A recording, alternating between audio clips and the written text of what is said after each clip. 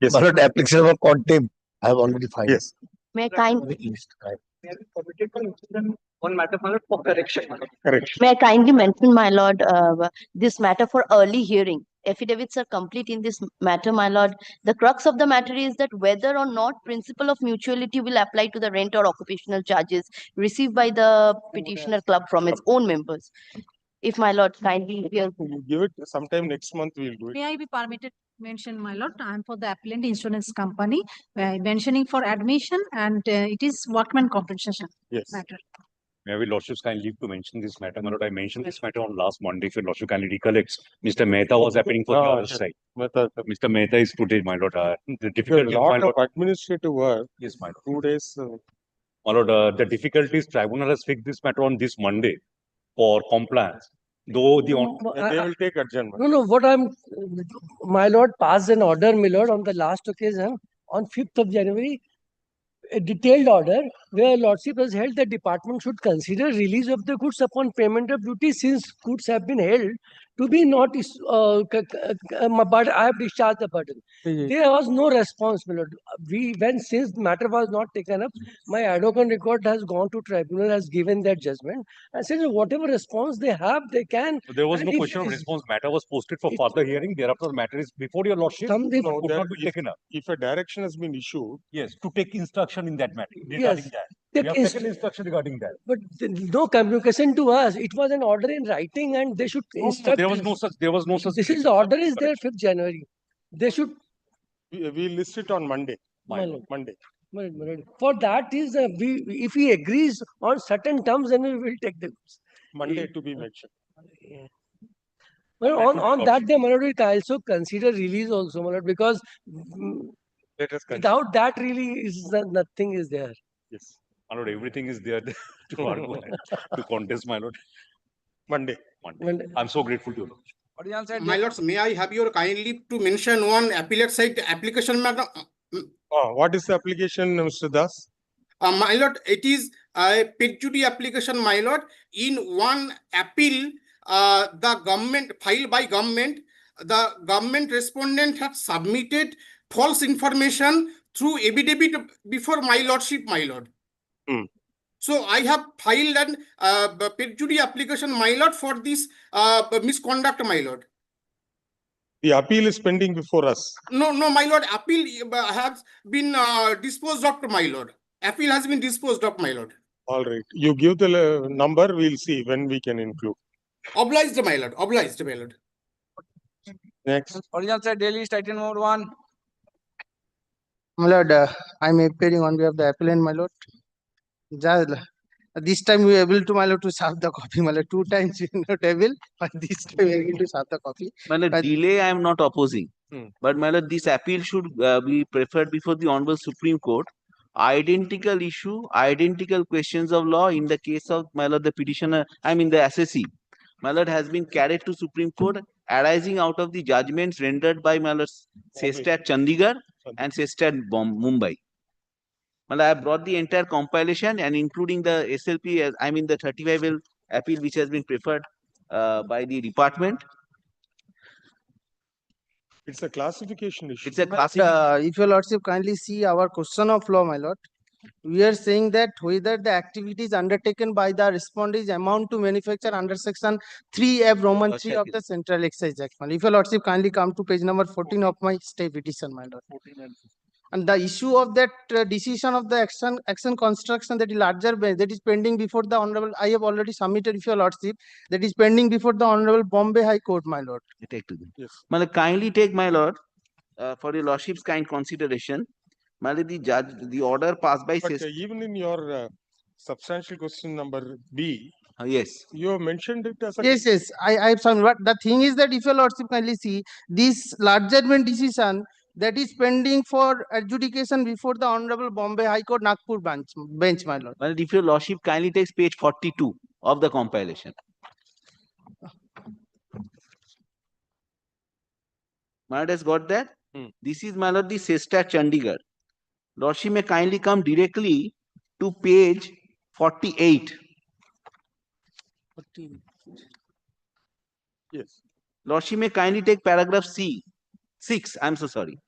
Your Lordship will find from paragraph 6, it is the Kolkata Commissioner's order which is being relied on and referred to. And that is, my lord, the subject matter of challenge before the, what's the subject matter of challenge before the tribunal by the department? Tribunal have confirmed the order. Well, on the basis of the larger bench decision, two tribunals, Mumbai and Chandigarh, now have held in favor of the assessee. In both the cases, now, my lord, kindly take the question of law in the present appeal. 14, sir, 14. Can I take the question of law in the present appeal? Just 1 minute, my lord. Case 3. Yes. And my lord, kindly compare it with the question of law in the SLP.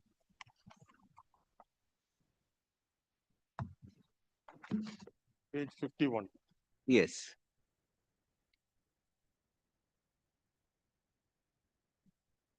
Question of law कहाँ गया? 51, ना?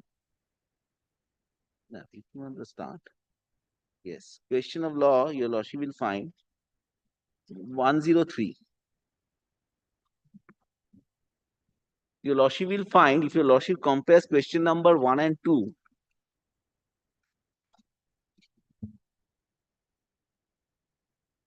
kindly compare question number 1 with the question number 1 here, my lord. It's identical. But the assessee cannot be made to, my lord, or subjected to multiple proceedings in multiple fora. Absolutely identical.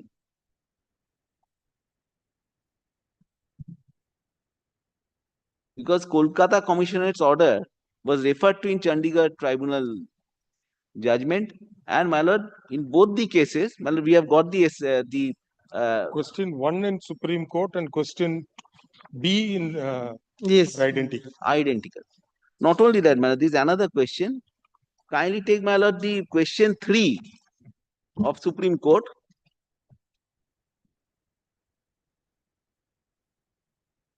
Question B. With question B.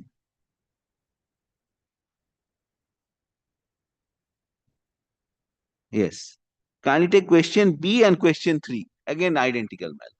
It's a larger bench tribunal order which has been referred to.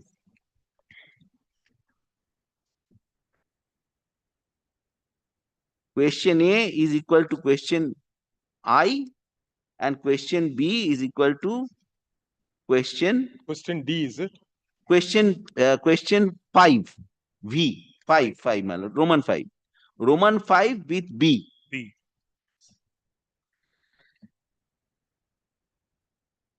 And Roman 1 I with A. Rest are all consequential questions. And we have got at a issue notice. And once you are before the Supreme Court, why we need to adjudicate? But I tell you, your lordship, the reason. The reason is something different. There is a delay. Well, the period within which appeal is to be preferred before Supreme Court is, I think, 60 days, right? Yes. 60 days. they are a bit late. So, my lord, they want to take this route and go to Supreme Court. Mr. Banerjee is advising. It's Mr. Banerjee. Well, he is master class, my lord, this way. Beforehand, we did not know that similar issue is before the Supreme Court. Sir, please come. We have heard so and so, so and so. There is a delay of 194 days in filing this appeal. The explanation offered, the cost shown for not preferring the appeal within the period of limitation is acceptable. That apart, the delay is not inordinate as it is 194 days. Therefore, we are persuaded to exercise discretion in the matter and condone the delay. Accordingly, application in GA1 of 2025 is allowed. This appeal has been preferred by the Revenue under Section 35 capital G of the Central Excise Act 1944 within bracket the Act, challenging the final order passed by the Customs, Excise and Service Tax Appellate Tribunal, Kolkata, in final order number 77753 of 2023, dated 18/12/2023. The revenue has raised the following substantial questions of law for consideration. Page number 14. 14. page 3, 4, 5, and 6, A to H, sir. The learned senior advocate appearing for the respondent assessee raised a preliminary objection as regards maintainability of the appeal before this court and contended that the issue being the issue which calls for consideration in this appeal pertains to a classification issue. Therefore, certificate would lie before the Honorable Supreme Court. That apart, it is submitted that the assessee was successful on the same issue both before the Chandigarh bench as well as the Pune bench of the learned tribunal, and as against those orders, the revenue has preferred appeal before the Honorable Supreme Court. In this regard, the learned senior advocate, referred to the substantial questions of law which have been raised before the Honorable Supreme Court in the special petition filed by the revenue against the order passed by the Chandigarh bench as well as the Pune bench of the learned So, Chandigarh I have brought, but Pune we have not yet been served. Chandigarh bench. We don't have the copy. The learned tribunal. That apart, it is pointed out that the Chandigarh bench had referred to an order passed by the Commissioner of Central Excise, Calcutta, dated March 21, 2011. March 21, 2011, by which the Commissioner concluded that the activity done by the assessee was outside the scope of section 2 within bracket F, and excise duty was not chargeable from the assessee for the period in question. This order of the Commissioner of Central Excise, Calcutta, dated March 21, 2011, has been affirmed by the learned tribunal, which is impugned in this appeal. The substantial questions of law which have been raised before the Honorable Supreme Court in the assessee's own case, arising out of the order passed by the Chandigarh bench of the learned tribunal, though not verbatim the same, it is substantively the same. Apart from that, the revenue cannot dispute the fact that the issue which falls for consideration is a classification issue and appeal is not maintainable before the High Court. Therefore, we sustain the preliminary objection raised by the learned senior advocate appearing for the respondent assessee and hold that the appeal is not maintainable before this court. Accordingly, the appeal stands dismissed only on the ground that it is not maintainable before this court. Hello, the original certified copy may be returned. On undertaking to file Original certified copy of the order passed by the learned tribunal shall be returned to the learned senior standing counsel appearing for to Mr. Bhonjo. the standing counsel appearing for the appellant department. The affidavit of competency and the wakalatnama will be taken on record. The affidavit of competency and wakalatnama department. But if your lordship may direct me, may file in the department. Yes. Kindly give that direction. That endorsement he will. The endorsement Great. এটা রেখে দিন sir Great. এটা আপনার grateful. Yes. And number 2. We are for the evidence that we have served, and there is a delay of 192 days. And who will appear? One of the items is written will serve. And one of the item has returned back. So if your lordship directs us, that is respond number 2 has returned back. Davis. Key postal related to yes. Postal not found. Return back with endorsement. What? So far Sri Vijay Gupta is concerned, there is no dispute, my lord, it has not returned back. But the service in respect of Messrs. Davis Manufacturing Work is concerned, it has returned back with the endorsement not found. Not found. We'll serve it again and there. If your lordship directs, we'll serve one more time and also upon the learned advocate to appeal before the That trial. should be better. Since the notice sent to the respondents have returned, a fresh notice be served on the respondents in the correct address, and the appellant department is also directed to serve notice on Shri N.K. Chowdhury, learned advocate who appeared for the respondents before the learned tribunal. List after 2 weeks, we give a date. After 2 weeks. I'm grateful to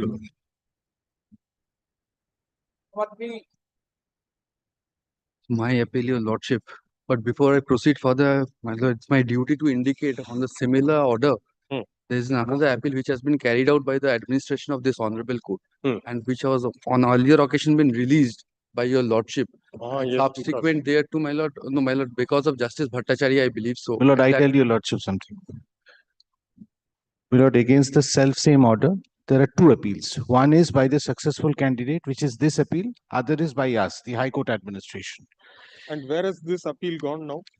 113. I have already asked. 113, my lord, the Chief Justice on 24th April 2025 have assigned it before the Honorable Division Bench presided over by the Honorable Justice Tapabrata Chakraborty. This is the assignment order.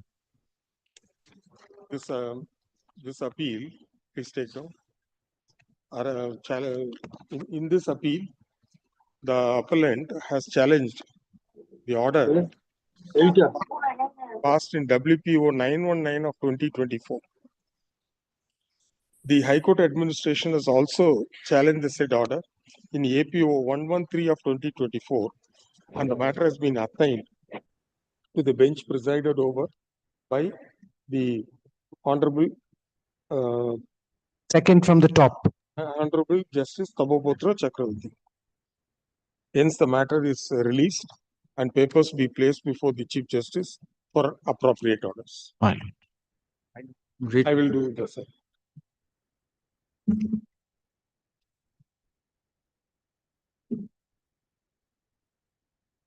Number 4.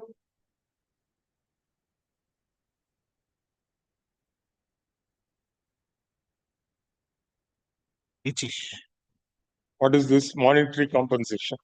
Yes, my lord, this matter, my lord, relates to, my lord, interest on, my lord, pension. Now, my lord, the matter has been disposed of. In the disposed of writ application, my lord, they, my lord, preferred one recalling application. In the recalling application, they admitted, my lord, the interest on pension from the date of application. So, trial court has, my lord, directed to pay as interim measure the admitted dues. And other part is pending for consideration in the, my lord, recalling application. So, that part is under challenge before this honorable court, or before your lordship, my lord. Your lordship, I'm for the appellant, your lordship. Now, Lordship. without challenging, my lord, the mother order, how they can, my lord, challenge this order, my lord? This is absolutely frivolous. Yes, what do you want to say? Yes, your lordship, I'm being led by Mr. Devnath Ghosh, senior advocate, lordship. Also, your lordship, there has been some documents which were not annexed, inadvertently, which were not annexed in this application. I'm praying for an Kindly see the impugned order, my lord. order to file supplementary affidavit, your lordship. No, where is the impugned order? Annex in the memo, my lord. Memo of appeal, my lord.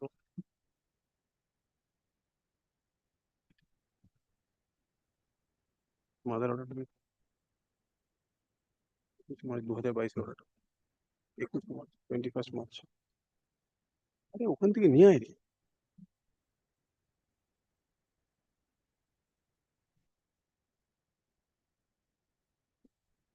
Your lordship, the reason this particular order has been appealed, because in this particular order, there was a direction on the Eastern Coalfields Limited that we are challenging.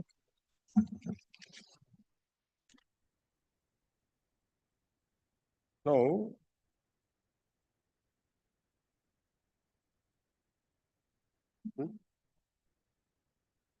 Now the GA1 is still pending. Yes. Yes. Needless to mention that ECL has taken a stand that interest is payable from the date of application. There remains no dispute regarding payment of interest from the date of application.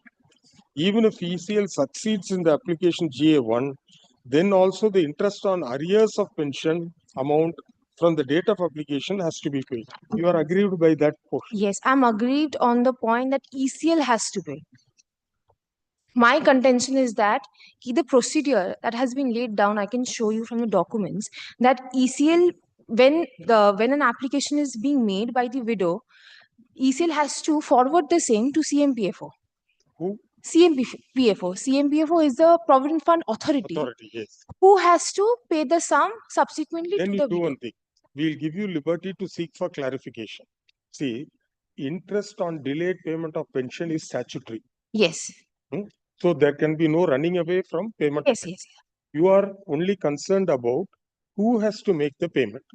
So the Provident Fund, because this is a contributory Yes, Provident yes, Fund. yes. Well, So the Provident Fund Authority will process the claim for interest, Yes. and then he will do. Yes. So we will give you liberty to seek for modification of this direction.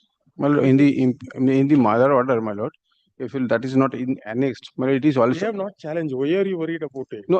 It is already clarified. It is already clarified. Suppose, my lord, It's not clarified. We will not say anything on GA 1 of 2025. Affidavits have been directed to be exchanged. So if according to the appellant ECL, the procedure is incorrect, the application is still pending, they take out another application for modification. You contest that application. in the content, my lord, may I clarify the situation? In the mother order, there was already clarified by the trial court that if any. We are not entertaining this appeal. My lord. You also would see this parent order that my learned friend is talking about. It's at page number 65. That is not under challenge. That is Now, not under challenge, but now, your lordship would see so my the lord, order. in the mother order, there was a direction to This pay. is an argument which you have to place in GA 1. You should have raised the question of maintainability. That I have made, my lord. How you can, first of all, how is an application maintainable to recall an order or modify an order after? Affidavit already been exchanged, my lord. I have already filed affidavit, my lord, on that issue, my lord. The liability will be fixed between ECL and CMPFO. Yes. And the entire liability to pay interest will be ascertained amongst them. So you seek for modification. Yes. This intra-court appeal, sir, this intra-court appeal by Eastern Coalfields Limited is against one portion of the order passed by the learned single bench in IA number GA 1 of 2025 in WPO number 609 of 2024. The writ petition has been finally disposed of by order dated 21st March 2025. In the said disposed of writ petition, ECL has filed an application in GA 1 of 2025 for varying the order. The said application is pending before the learned single bench and affidavits have been directed to be exchanged. ECL appears to be aggrieved by only one portion of the order, namely in the last paragraph of at page 2, wherein the learned single bench has made the following observation, inverted comma open, even if ECL succeeds in its application being GA 1 of 2025, comma, then also the interest on the arrears of pension amount from the date of the application has to be paid. Full stop. ECL is therefore directed to pay interest on arrears of pension amount from the date of application being 9th October 2020 by 10th June 2025. The learned advocate appearing for the appellant submitted that there is a procedure by which this interest has to be determined and paid, and that has to be done by the Provident Fund Authority, namely CMPFO. We have been, our attention has been drawn to the final order passed in the writ petition, and we find from the last page of the said order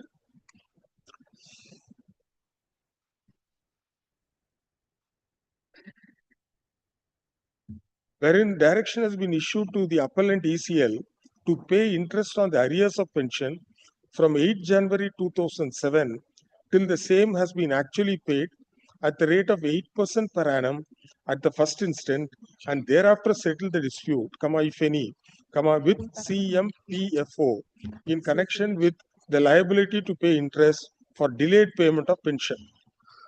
Further, it has been observed that the liability will be fixed between ECL and CMPFO, and the entity liable to pay interest will be ascertained among them.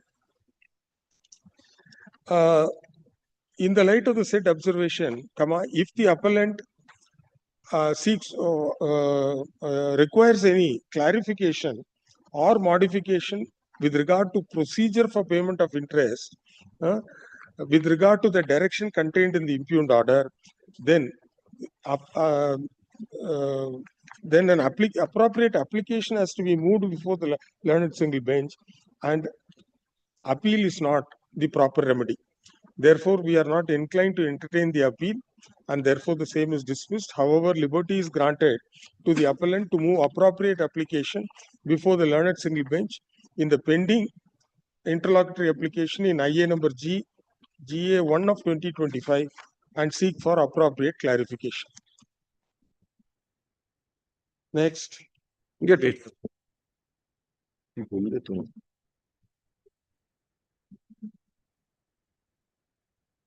I'm sorry, my lord.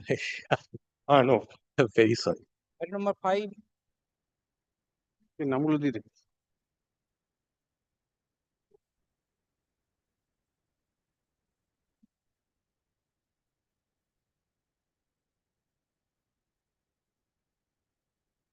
Five to 10, no?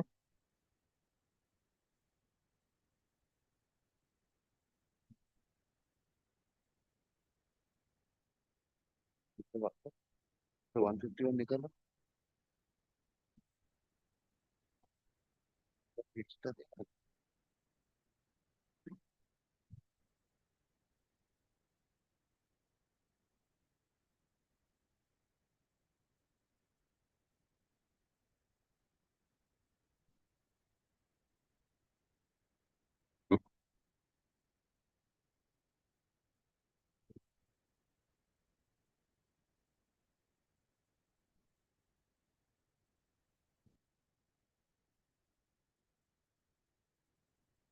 তোমার কোয়ান্টিটিটা বার কর।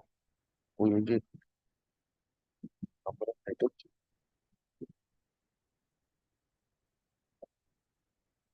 Yes. Fine. On the last occasion, my learned friend had placed these sections and had also, his main crux was at one point of time, certain decisions were taken by the SSC to proceed with the matter in a particular manner. At some point of time, they got advice, legal advice, that the process that they were following is incorrect and a different process ought to be followed. Now, what was the process that was followed earlier, and there was a difference later on which came? Because there are very important things, the timelines, which I had on the earlier day also pointed out. 2021, my lord, in October, the appeal was filed. 2021 December, the revision was filed. Now, my lord, will look into the mala fide was created then. The mala fide was created. Question of misadvice comes in. That was not the stand of the department before any forum. No. On mala fide. I'll say why. There's a reason for that also. I'll come to that point. We have seen when I interpret 264, I'll come to that point, my lord. Now, my lord, at that point of time, the mala fide had set in. That they knew that if you have an appeal, you cannot file a revision. They did so. There's no explanation why that has been given. At any stage in the appeal or even in any applications herein or in any letters therein, there is no reason given why they had proceeded with two processes of getting a relief, which are alternative mode of, which have alternative modes. of remedy, my lord. Now, my lord, will kindly see when this got hastened. Before that, my lord, will kindly see page volume 4, page 535. I'll place this letter, very important letter.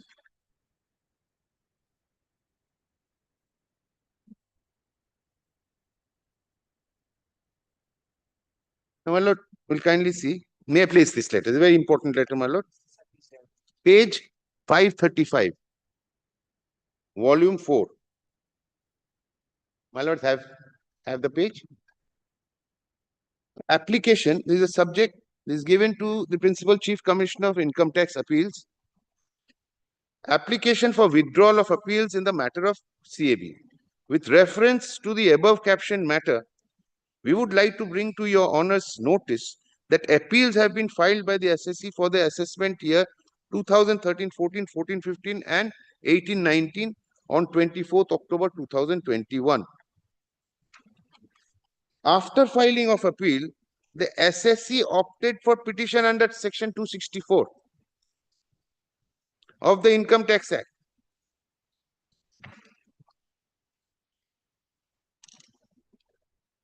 For petition 264 of the Income Tax Act on 3/12/2021. The perquisite conditions, requisite it should be, for proceeding under 260 of income is no appeal pending or withdrawal of appeal if pending before commencement of proceedings under 264 of the Income Tax Act, which we did not fail, which we did but failed due to, which we did but failed due to communication window available at that time with National Faceless Appeal Center. After enablement of communication window, we have uploaded our written application for withdrawing the appeals in the name of Cricket Association of Bengal for the assessment year so-and-so via communication window to the Commissioner of Income Tax Appeals on 16/11/2022. So, this letter is being written on 6th March 2023. Earlier, it was written on 16/11/2022, which also yielded no result. In fact, he's complaining to the appeal commissioner. He's complaining that I have already done this. I want to withdraw this for such a long time, and you're not allowing me. Subsequently, we had a detailed conversation with our honors headquarters on 8th February 2023 about the process of withdrawal of appeal in the matter of Cricket Association of Bengal for the assessment year so-and-so. We were told to write an email elaborately explaining the reasons as to why we want to withdraw the appeal and send to the mail being so-and-so, in which we did on 8th February 2023. So there's a process going on, my lord. But we did not get any response from the department's end. Subsequently, a reminder was sent to the same trailing mail on 13th February 23 to pass the appellate orders considering these appeals as withdrawn, and against this reminder mail we received a reply on 17th February stating that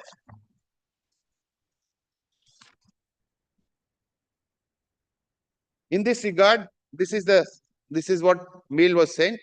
In this regard, this is to request you to submit your request through the communication window provided to the appellant.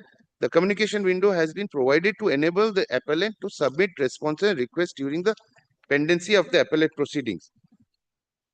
A reply to this mail was sent immediately on the same day, where we have stated that the submission has already been submitted through the communication window on 15/11/22 and 10th February 23, but we did not receive any reply or any response from the Income Tax Department.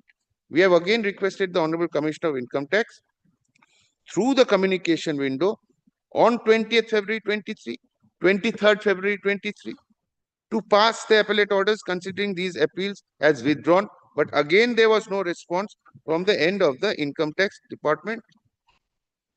Was sent to your honor's mail on 2nd March 2023 requesting your honor to help us as quickly as possible, but no response have been received by the SSC till now.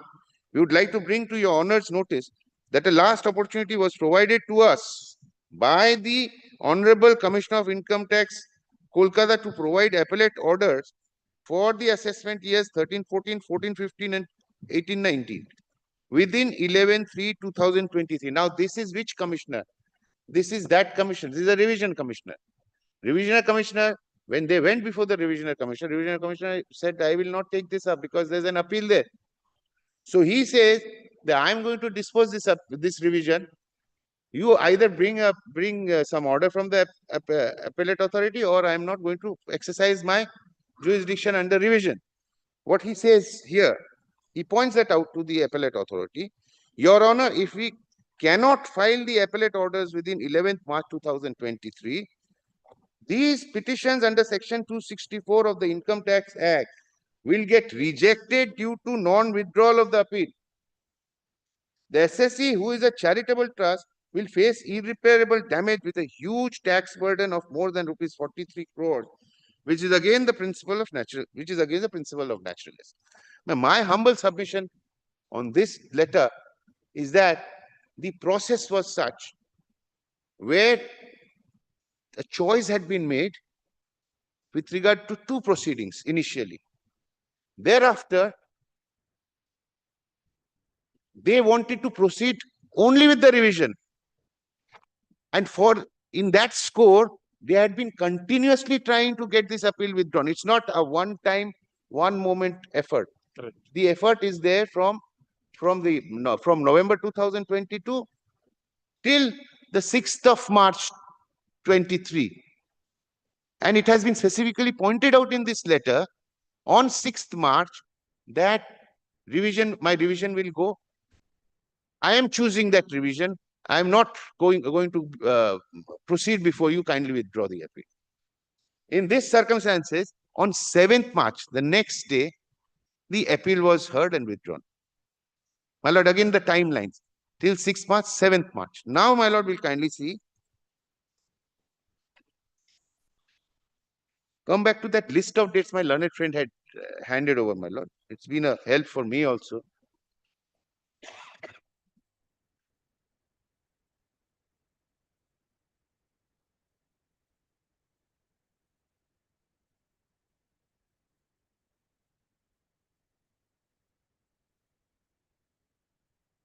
My Lord, till 7th March, if my Lord sees the date 7th March, the appeal was withdrawn. Pursuant to the 6th March letter. Now, my Lord will see on 27th March, following the advice received, so they say that they got an internal auditor's advice that the process that has been taken. Now, these internal auditors were there from 21 to 23. It's not that one fine day suddenly internal auditors came up with this. That proceedings, my Lord knows better than me, that proceedings that are pending for a society or for a company are available with the auditors from the very beginning. They have to be mandatorily disclosed. It is presumed that this was disclosed. He comes and says that sometime in March, post the withdrawal, sometime in March, internal auditor says, okay, this is the process, this process is not proper. Now, in that perspective, he goes before the revisional authority now. Now, my Lord will kindly see 27th, March 27th, what he says. Following the advice received, an application was filed under Section 154 before the Commissioner of Income Tax to recall the order dated 7th March, as in law, the appeal could not have been dismissed by him as withdrawn. That he files a 154 before the Commissioner appeals. Commissioner appeals.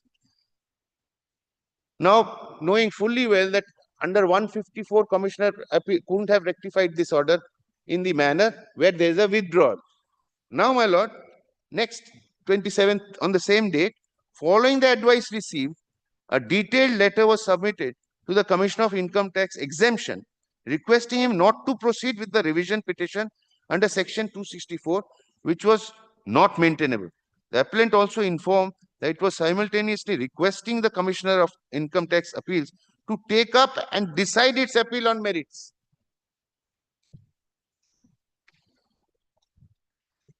So he says that they were trying to now, my lord kindly sees how the approbation and the complete anomaly of the situation. He goes before the appeal commissioner, says, I want to go before the revision authority. He prevails upon them by through several letters from a long period of time, and that ultimately it is withdrawn. Now he goes on 27th before the revision authority and says, no, I am trying to get that reverted, that appeal withdrawal to be reverted, and I want this appeal to be heard there. You do not. When? On 27th March, my lord. It is very important because 30th was the day limitation was getting over. So order had to be passed before that 31st March. So now, if the commissioner would obviously will know that under 154 that power is not there with the appeal commissioner to withdraw, recall the withdrawal. Power was there with the Commissioner of Income Tax exemption to allow him to withdraw 264. That they didn't do. That reason he has given. I will come to the order just now. The reason why he has done that, he has given it, my lord, and then I'll go to the interpretation of the two sections, my lord. Section 151 and 264. Now, my lord will kindly see on 28th, he files an appeal. Same list of dates, 28th March, appeal filed before the Income Tax Appellate Authority. This disclosure was also not made. Now, what is the appeal that was filed? My lord, this is very important. What is the appeal that was filed before the tribunal? On the last day, my lord, while interpreting section 264, my lord had pointed out that there was an appeal pending in the tribunal. Although he might not have been aware of that pendency of the appeal, what was the appeal that was? My lord kindly comes to page 564. The page.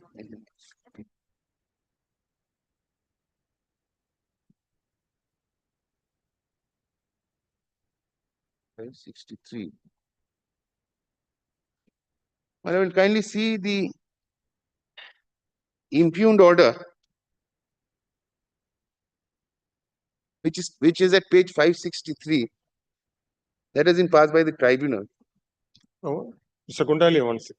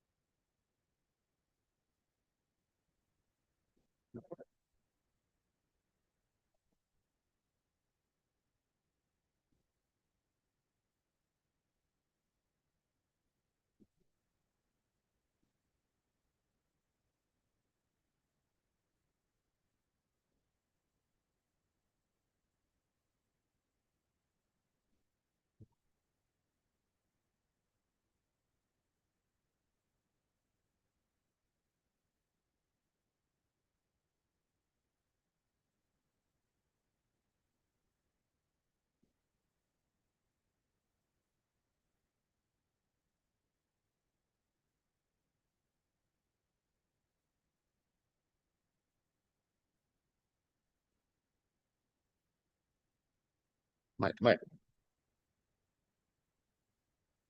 lord will kindly come to page 563. This is the order, impugned order.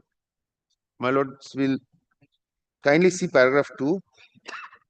The grounds of appeal for all these appeals are common, and therefore, for the purpose of adjudication, we take up the appeal for assessment year 2013-14. The grounds of appeal for assessment year 2013-14 are as under. The grounds of appeal are: for that, dismissal of the appeal by the learned CIT appeals as withdrawn for pursuing revision petition under 264 was erroneous. For that, the appeal filed before the learned CIT appeals could not in law or in fact be withdrawn or dismissed as such. For that, the learned CIT appeal should have adjudicated the grounds of appeal on merits. The appellant craves leave to alter, amend, or withdraw all or any of the grounds herein or any other further grounds as may be considered necessary either before us during the hearing. So at any stage, here also, my lord, the assessment order was not in challenge. Assessment order. Now, in that perspective, my lord will kindly see 264, section 264.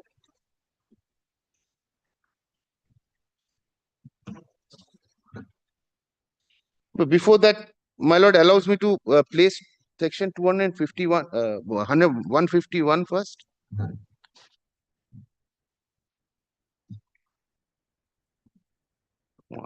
Yeah. My lord has 151. 151.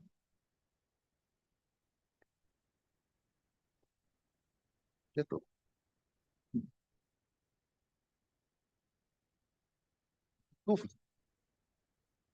251. I'm so sorry, my lord. I would kindly see 251. In disposing of an appeal, the Commissioner appeal shall have the following powers. First power is, it is an appeal. In an appeal against an order of assessment, he may confirm, reduce, enhance, or annul the assessment. So the first power is these four things, my lord: to confirm, reduce, enhance, or annul. Now the next one is not necessary for us. B, in an appeal against an order imposing a penalty, this is also not applicable to us. C, in any other case. So here we are envisaging a situation where, apart from these powers to confirm, reduce, enhance, or annul, there is another power given to the appellate authority under C. In any other case, he may pass such orders in the appeal as he thinks fit. So my respectful submission is, the present appeal deals with a situation under C. No, it is not in any other case. The appeal was against an order of assessment. Right, my lord. It was. So A alone will apply. C will not apply. My lord, I'll again. One is, in an appeal against an order of assessment, he may confirm, reduce, he may confirm, reduce, enhance, or annul the assessment. Now C says, in any other case. In any other case, my respectful submission is, in any other case where the question of confirmation, reduction, or enhancement or annulment doesn't come in, then in that situation, this is the situation, my lord. Otherwise, there cannot be envisaged any other situation. Clause C has to be read in any other case means, if it is not an appeal against an order of assessment, and if it is not an appeal against order of assessment respect of proceedings before settlement commission, and if in a case it is not an appeal against an order imposing penalty, then he may pass such orders in the appeal as he thinks. And my lord, A, B, three contingencies not fulfilled.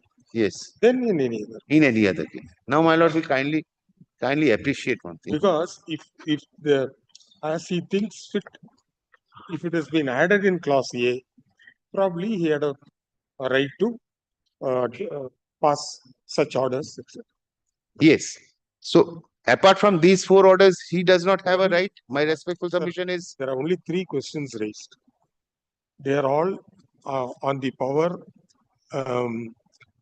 under 251. Once an appeal has been set in motion in terms of 246A, whether this an order could be passed under 251 dismissing the appeal as withdrawn.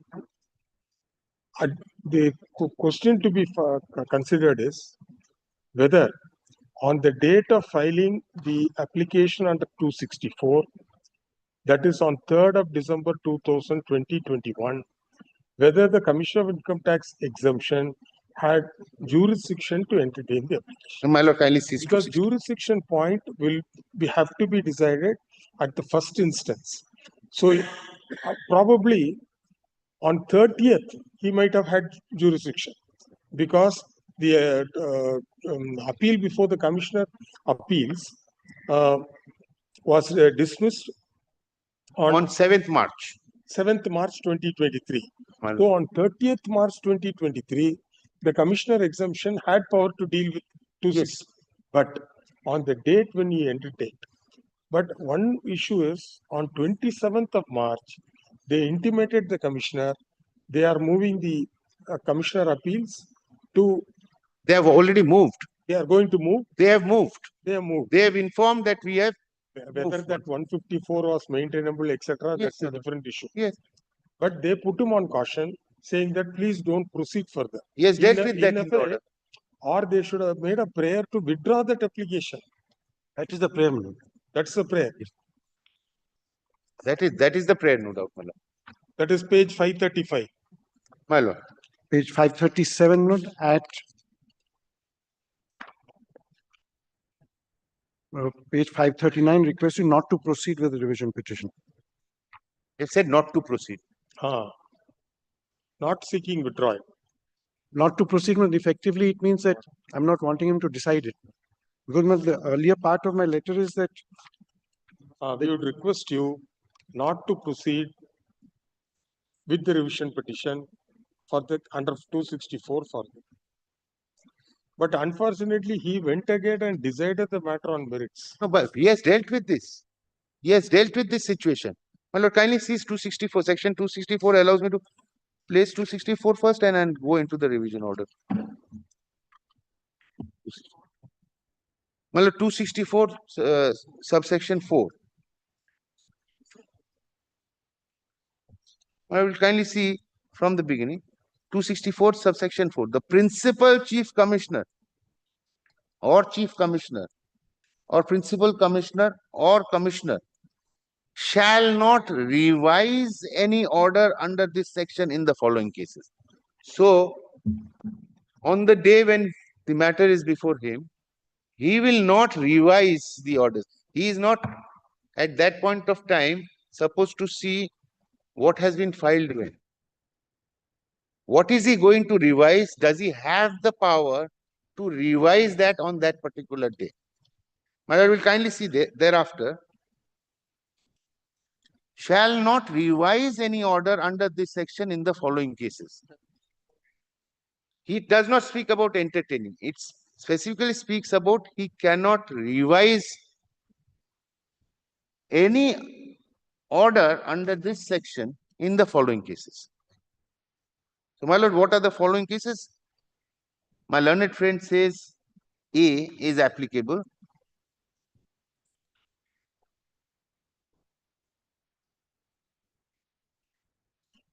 And then, my lord, he says, I'll read A first. Where no appeal against the order lies to the deputy commissioner, appellate, or to the commissioner, appeals, or to the appellate tribunal, but has not been made, and the time within which such appeal may be made has not expired. Or in the case of an appeal to the commissioner appeals, to the appellate tribunal, the SSE has not waived his right of appeal. So there is distinctly a situation where such appeal may be made has not expired, or in the case of an appeal to the Commissioner Appeals or to the Appellate Tribunal, the assessee has not waived his right of appeal. Now, my lord, will kindly see C, where the order has been made. Where the order has been made, meaning the assessment order, the subject matter of an appeal to the Commissioner Appeals or to the Appellate Tribunal. So when this order was being revised at that particular date and point of time, my respectful submission is that there was no appeal, one. Two, even if you consider that Appellate Tribunal there was an appeal pending before the Appellate Tribunal, the grounds of appeal before the Appellate Tribunal were not relating to the assessment order. The assessment order was not challenged before the tribunal, which is what I placed before my lord, the grounds that were there. The grounds that were there before the Appellate Tribunal was invited. They had no occasion to challenge. See, what happened was, they followed the normal channel, rightly filed the appeal on merits. That appeal stood dismissed as withdrawn. They withdraw. Against that withdrawal order they went. Therefore, they could not have challenged the assessment order. Probably in a writ petition, we can challenge both, but not before the tribunal. Statutorily, my lord, the revision authority was not wrong at that point of time. Statutorily, revision authority was not wrong. Revision authority was wrong in entertaining the revision. Again, my lord, I say the question of entertaining the revision comes in. If my lord sees the first lines of 264, shall not revise means, according to you, the date of the order. Yes, my lord. As a revision order, when the Yes. date on which the revision order was passed, there was no embargo. Yes. Yes. Otherwise, it would have said entertain.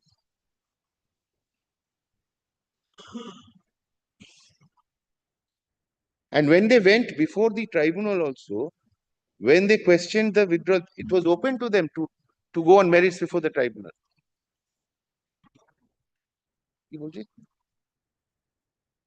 Huh?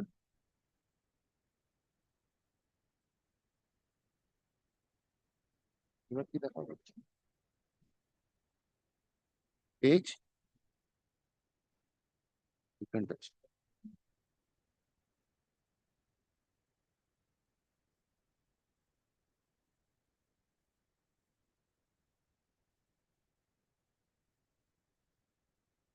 Manapur education होता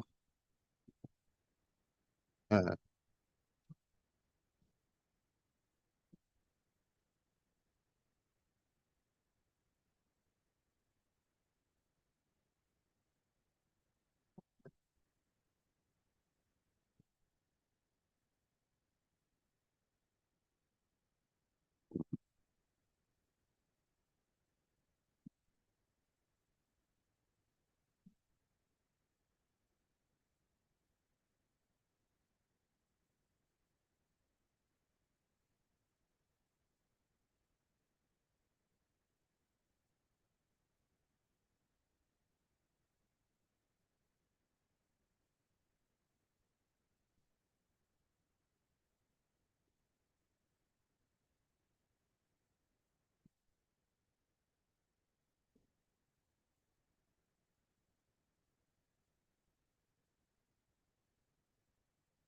Yes. My lord will now kindly come to page 60. That's the first volume, the revision order.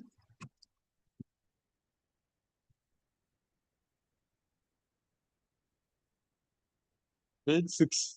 Page 60, 60, Annexure D, page 60. The first volume.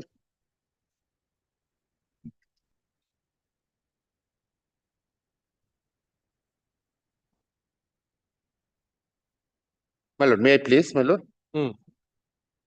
A petition for revision under section 264 from the second paragraph I'm reading was filed by the SSC on 3rd December 2021 against order under section 147 144B of the Income Tax Act dated 24th September 21, wherein total income of 18 crores 92 lakhs 90,730 was determined. SSE was provided an opportunity of being heard by letter dated 10 January 2023 and asked to furnish relevant documents related with its petition. During hearing on 6th February 2023, the SSE on inquiry informed that an appeal has been filed with the CIT appeals. Very important, my lord. So there was a hearing on the 10th of January 2023. This was not disclosed and asked to furnish relevant documents related with its petition.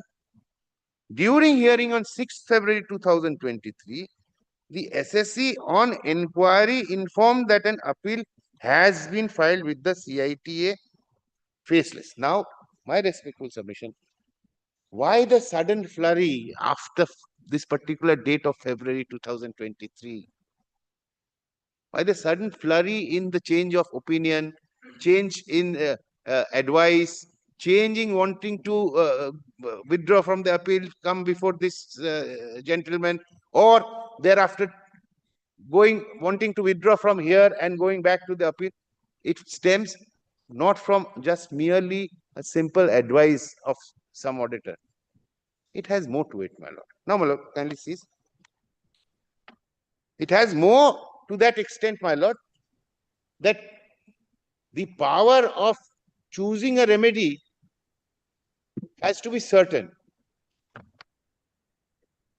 Thereafter, on 27th March, the SSE filed a letter through email seeking to withdraw its petition under section 264. The argument of the SSE in this letter is that he has been advised that the appeal filed against the assessment order could not in law and fact be withdrawn. And therefore, the order of CIT appeals dated 7th March 2023 has no effect in law. The SSE has also argued that the petition under 264 is not maintainable and the proper course is to proceed with the appeal, an appeal which was non-existent. The SSE has relied on certain judicial decisions in his letter. The relevant part of the letter dated 27th March 23 is as follows. My lord, this has been already placed by my learned friend, the 27th March letter, so I will not unnecessarily waste the time of the court. There are 3.2 also. My lord. Sir, 1 second. In the light, my lord.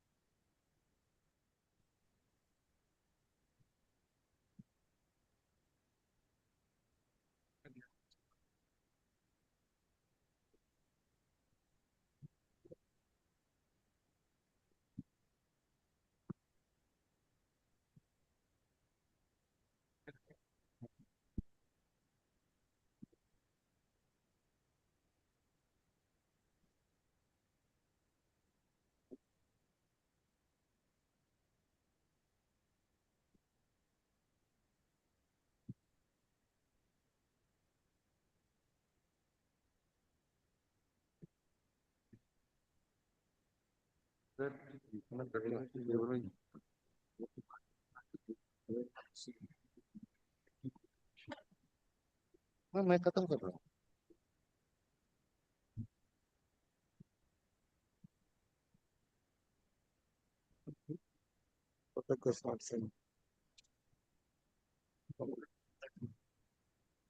Yes, sorry.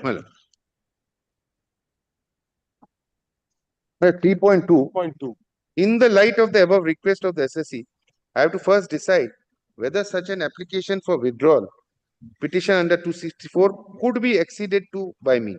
To determine the same, one needs to examine the facts of the case in detail. From the details before me, I find the grounds of appeal in Form 35 before the CIT appeals and the relief sought before me through the present revision petition under Section 264 seek identical relief. The statement of facts and grounds of appeal as below. Then he puts in the grounds of appeal. He says that both the grounds of appeal in both appeal as well as the revision are identical. The relief, then 3.3, my lord. The relief sought through petition under 264 of the Act is as follows. Further in continuation of, so my lord, I'm not going into that. No, you please come to para 3.5. 3.5. That is your argument? Yes, my lord.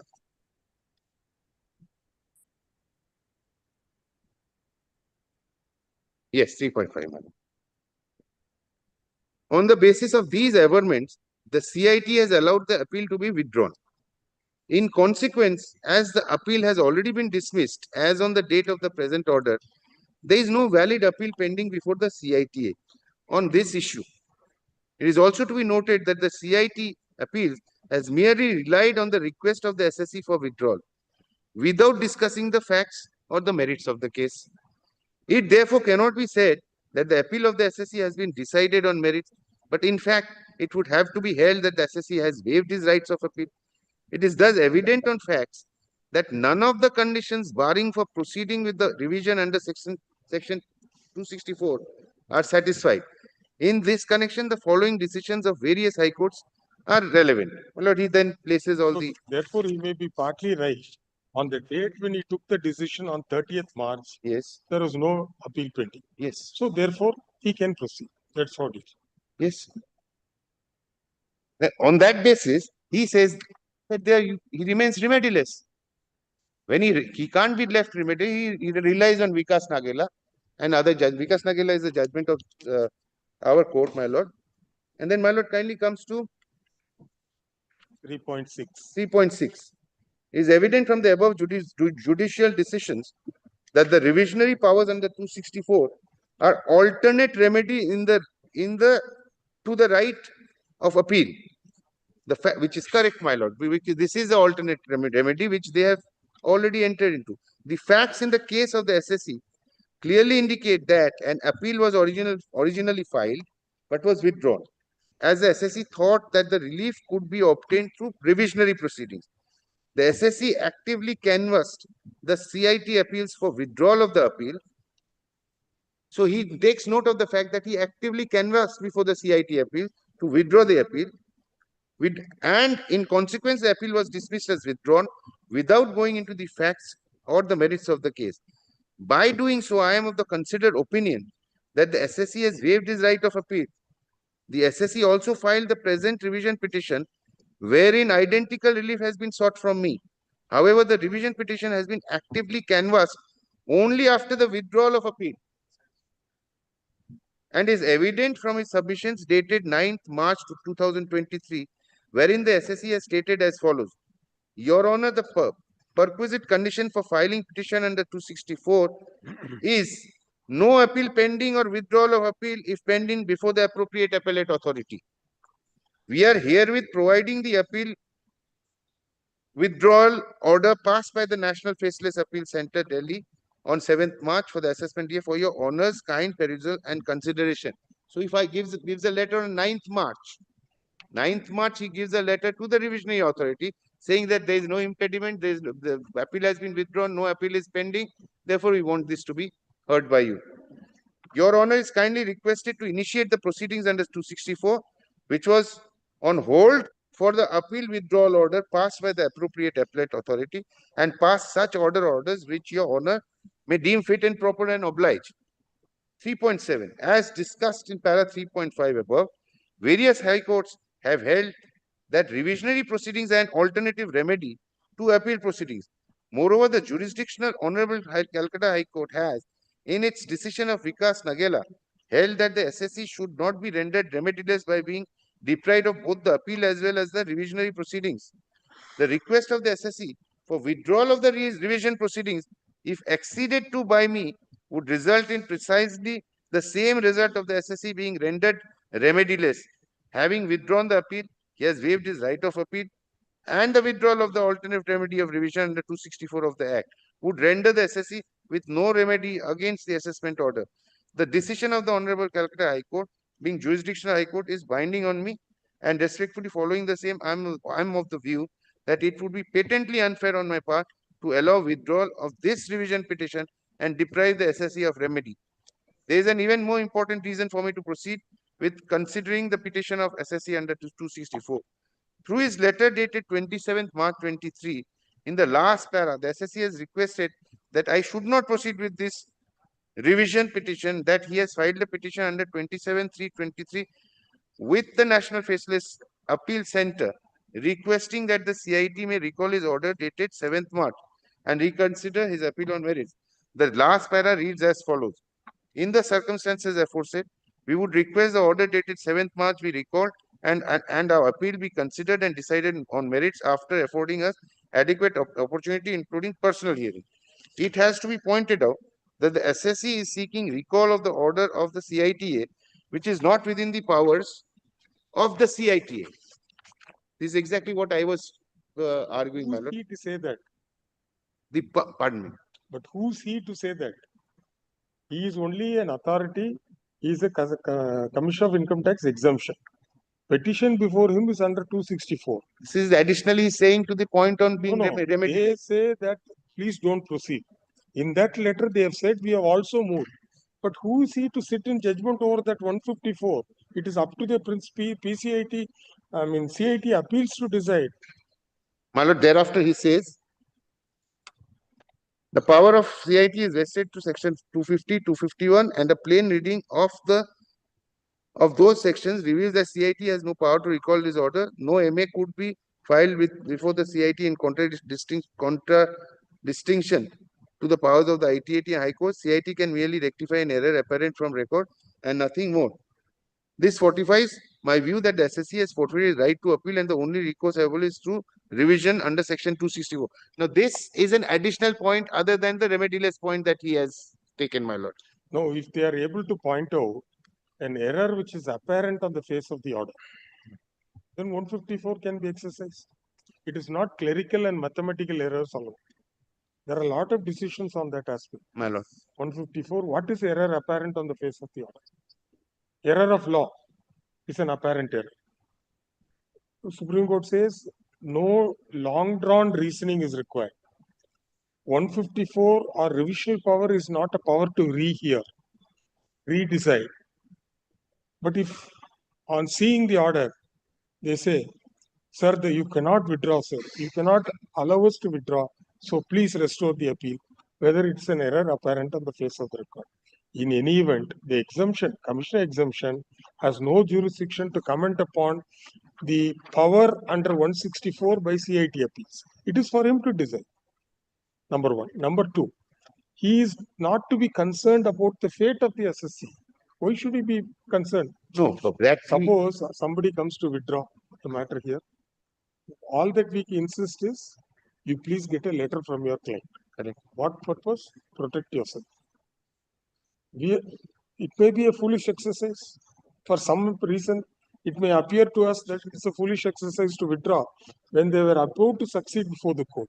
The court is not concerned with what correct, my lord. assessee or the petitioner. But that is why he follows the judgment of Vikas Nagela. In Vikas Nagela, it is specifically pointed in paragraph 10 that the SSC cannot be made remediless, which is why he relies on Vikas Nagela. No, that is his problem. Why should he be concerned? He says, I filed 154.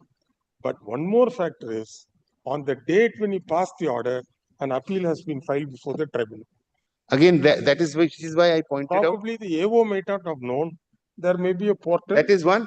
The appeal that was filed before the tribunal. CIT exemptions might have not known, but personal knowledge is not to be attributed. But that apart, the department should be aware that if you have a portal, etc., automatically we click in. We'll be able to find out. In fact, we have inaugurated 3 facilities today. I don't know whether you know. One is the e-bail bond. Today morning. So e-bail bond will also check the solvency of the surety. And suppose that fellow is a habitual surety giver with color xerox of documents, one click it will reflect. And maintaining physical register is very, very difficult. That is a wonderful, our system analyst has developed, no external help, no, what is it, big computer companies, nothing. He has developed it. There will be a lot of brouhaha in the lower courts because of this. So once it is done, our PJM's, ACJM's work becomes easy. Easy, but difficult also. Difficult. Yes. Difficult also. In fact, for the accused persons, it is very, very difficult. Very difficult. Because there are stock sureties. No? Their business itself is giving surety. They don't have any other business. Yes. Well, to that. Therefore, why is he more concerned about the assessee? We don't. No, my lord, that he is But concerned one thing, because. sir, one thing. All this problem is because of your client. They are the victim of their own actions. Look, absolutely true. Look, that letter which my learned friend placed, the letter which was written to withdraw, that explains what happened. The misconception is there, especially on the face of that letter, or that my learned friend placed on page 535. Can you see it's especially apparent what was the misconception? But the commissioner exemption is clear in his mind that the letter is for withdrawal. Yes, he's understood it. He's understood. He's understood it. Page 535. And look, this was written by the authorized representative. Not kindly, and before my lord, I take my lords to this. Not that 264 petition. It starts at page 525. It ends at page 534. Kindly see who has signed it. 534.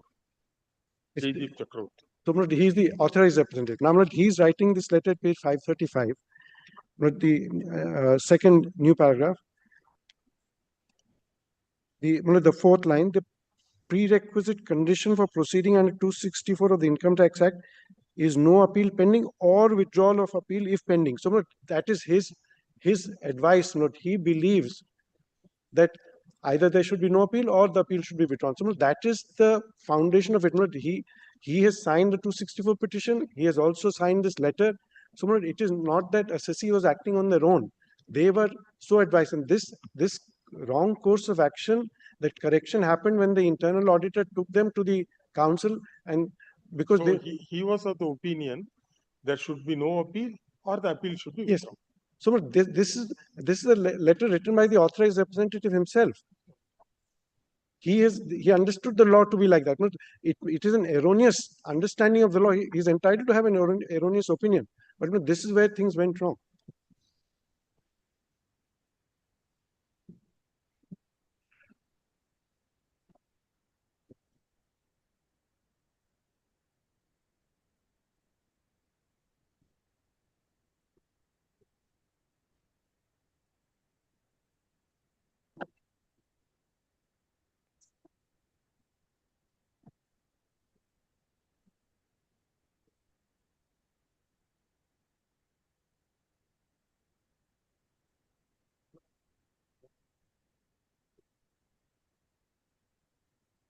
The suggestion of malafide is actually the misstep happened. I'm not blaming the authorized representative. One can have a wrong understanding of the law. That it happens. The course correction, when it was sought to be made, I did not know who's going to decide in what way. I did not know my appeal before the Commissioner Appeals had already been withdrawn by the same gentleman. And he was. Now, in fact, on account of both the impugned orders, the assessee has become remediless. Yes. 263, 264, Commissioner exemption, finished them off. Confirmed the 147 order. Appeal filed before the tribunal against the CIT appeals order only on the issue regarding whether withdrawal was right or not. That is also gone. Conscious decision. Now 147 order intact. Nobody has tested it on merits. 264 he has done some exercise and affirmed. But an appellate remedy, a revisional remedy cannot be equated to an appellate remedy. No, my lord, I had placed one judgment on the earlier occasion. I don't remember, my lord has copies of. This is a Gujarat judgment. I'll deal with the judgment. Gujarat judgment, Nitin Babulal Rohit versus Dharmendra Vishnubhai Patel, 2018-91 Actually, taxman. somewhere before another higher forum, his contention should be tested for correctness. Which is on that point, my lord. Judgment will he's getting it. My lord, my copy. Wait. Nitin. We are not as fast as Mr. Kundali. No. I'm very slow. In fact, I get a little handicap with my. I've got some issues with my eyes, which I have been trying to You have get. to put some drops. No. No, that is there, my lord. What is happening is, I can see from my the close things I can see. My long-sightedness is good. When I wear the specs, I can't see, even after power. So it's a peculiar you're reading, you can read. While reading, if I bring it close, for example, when one is long-sighted, one brings it close, you can't see. I can see. When I wear with powered specs, it's very difficult to see it from. Power has to be used for viewing, without glasses for reading. Even after having progressive lens, I have the. Then you have to adopt what Mr. Debbie Paul used to do. 2 glasses. 2 glasses. Then also he will remove. Yes. Put it here. Correct. Regularly he used to appear. I'm getting treatment done. My lord, will kindly see paragraph 9 of this judgment. Nitin Babubhai Rohit. In terms of clause A of subsection 4 of section 264, revisional powers would not be exercised inter alia in a case where the period of limitation for filing appeal has not expired and the SSC has not waived the rights of appeal. This is essentially to ensure that at the hands of the same SSC, a single issue does not receive consideration at the hands of 2 separate and independent authorities, one exercising appellate jurisdiction and the other revisional jurisdiction. Applying this principle to the facts on the hands, we find that the SSC had clearly made a choice to persuade the Commissioner of Income Tax to exercise his revisional powers under section 264 of the Act and not pursue his appeal before the appellate commissioner. The revisional authority therefore correctly proceeded to decide the revision petition of the SSC and on facts correctly allowed the same. This later observation needs no elaboration since the order of the commissioner is self-explanatory and eloquent. The SSC had made full disclosure of the capital gain tax and there was no failure on his part to give necessary details. So here he has made it very clear. But you please see the facts in para 6. My lord.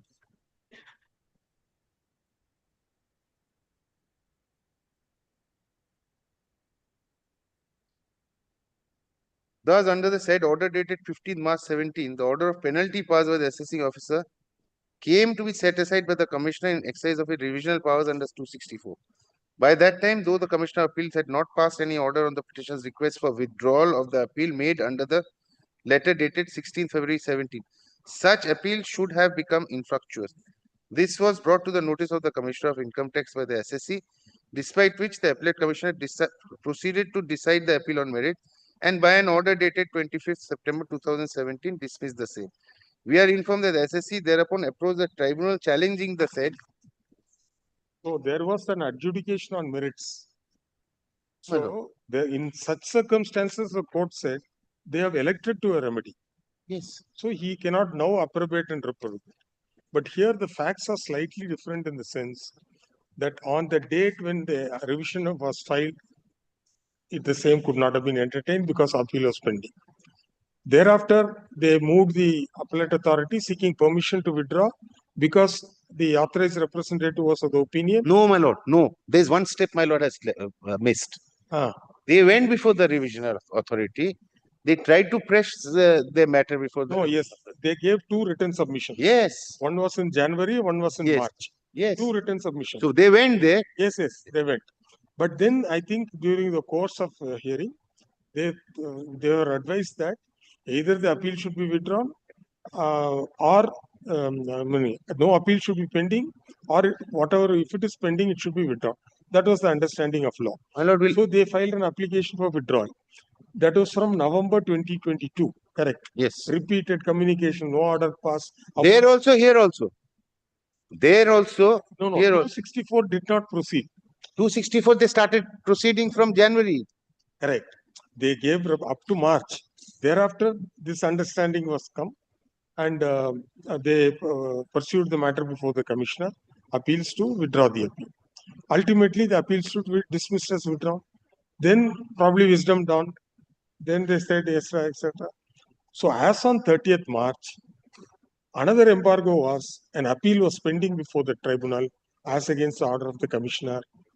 Though the order of the commissioner was not on the merits, but dismissing the appeal as withdrawn, nonetheless, the appeal was on merits of the 147 assessment. Correct? That's a fact. When the appeal is filed, the statement of facts and grounds appeal before the commissioner appeals have to be made part of that appeal. So if I plead before the tribunal that the commissioner appeals should have decided my grounds appeal on merits, but the entire thing is before the tribunal. The assessment order, I have the rules, Rule 9 of the Income Tax Tribunal Procedure Rules, but the first page has not been photocopied. I will provide that. This is Rule 9 by itself. This is the Income Tax Tribunal Procedure Rules. Every memorandum of appeal shall be in triplicate and shall be accompanied by 2 copies, at least one of which shall be a certified copy of the order appealed against, 2 copies of the order of the assessing officer, 2 copies of the grounds of appeal before the first appellate authority, and 2 copies of the statement of facts, if any, filed before the said appellate authority. So that entire thing is before the tribunal. It is not that the assessment order is not before the tribunal. The appeal note is carried from the assessment order. Oh, in the grounds you have raised on merits as well. No, the grounds are, as my learned friend read out, not at page 560. The 3 grounds, that was only on the ground that the appeal could not have been dismissed as withdrawn. No, the last ground for the learned CIT appeal should have adjudicated the grounds of appeal on merits. So the merits were before the tribunal in that sense. They could have. The tribunal could have, if they wanted, they could have decided it themselves, or they could have asked the Commissioner of Appeals to decide. It was there, because my appeal was arising from the assessment, and the grounds of appeal statutorily have to be filed. Those grounds are not. It is not annexed to the appeal, but I have the receipted copies of the letter under which the appeal was filed before the tribunal.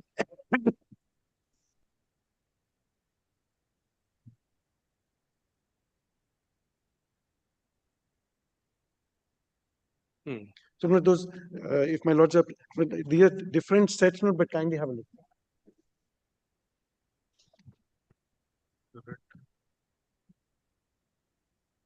This is the covering letter note under which the appeal is filed. I just wanted to show, kindly see the contents of the covering letter note. As per the rules note, I have to file the 3 copies of the order of the Commissioner of Appeals, 3 copies of the order passed by the assessment order, 3 copies of the memorandum of appeal, and statement of facts and grounds appeal before the CIT appeal. So that entire thing is before the tribunal. So if I take the ground that the Commissioner of Appeals ought to have decided, the tribunal, if it's so minded, they can send it back, or they can decide it themselves. So the matter before the tribunal is arising out, appeal is arising out of the assessment itself. Huh?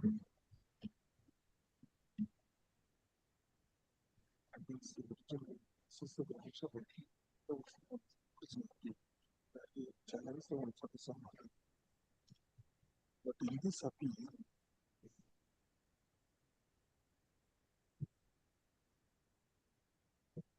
%.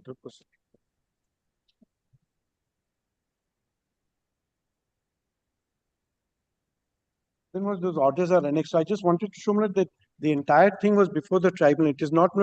But in the appeal against the order dismissing the appeal as withdrawn, grounds touching upon the merits were not raised, except for that saying that one sentence. Yes. Where is that? Ground 3. Then CIT appeal should have adjudicated the grounds appeal on merits. It is also set out at page 564. That is CIT appeals.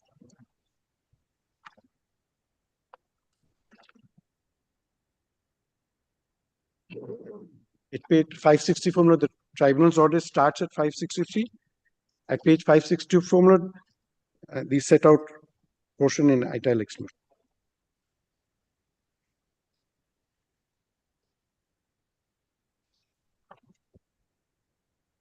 Ground 3.0. Yes, ma'am.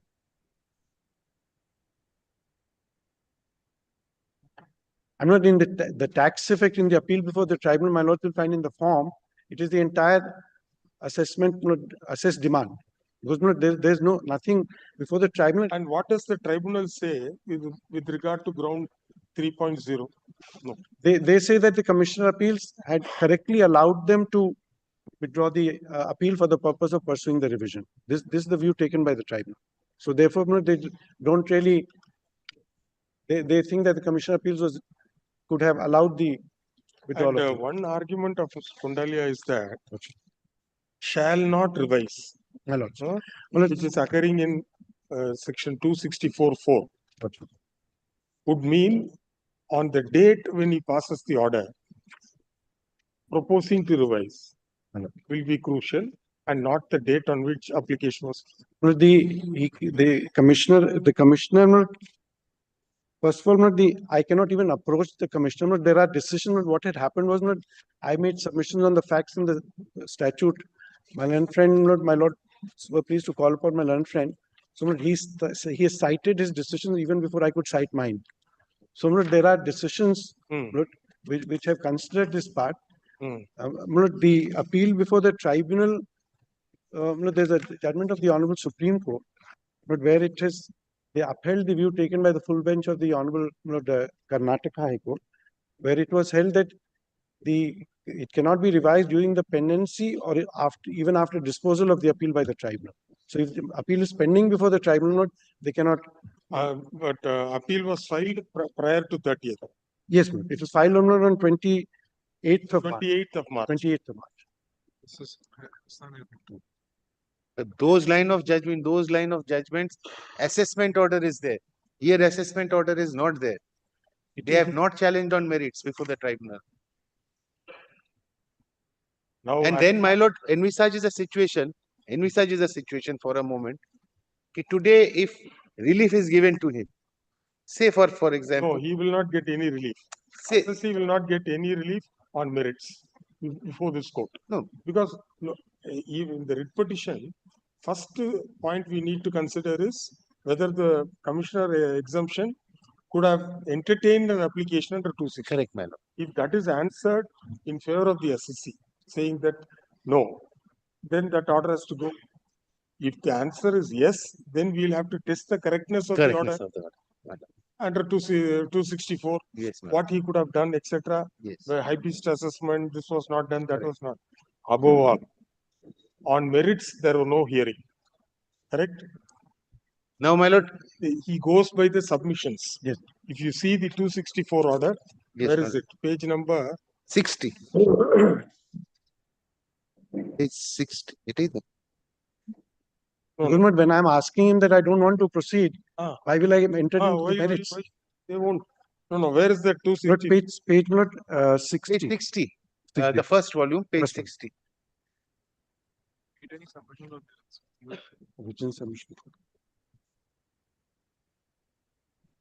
These points have been taken, my lord. It's not page 66. Page 66.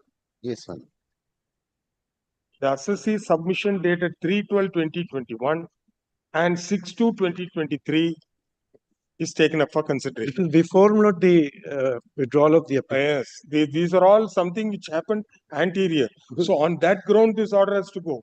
My lord, violation of principles of this is what merits was. These letters consisted of merits. Sir, you have submitted on merits.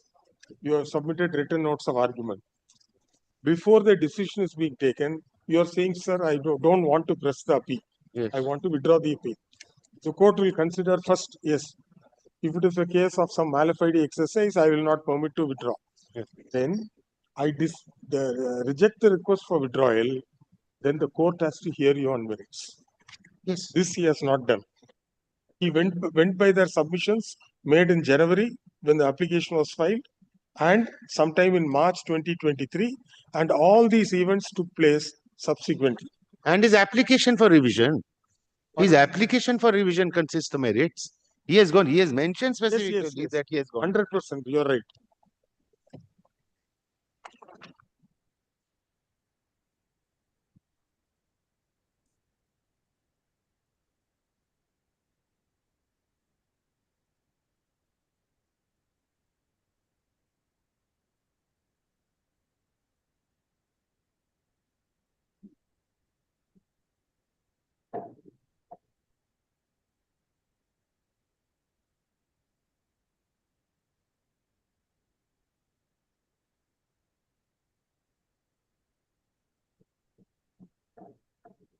At least up to March of, or at least up to February 2023, end of February, they were under the impression or they have been advised to withdraw the appeal. That was after March, mid-March.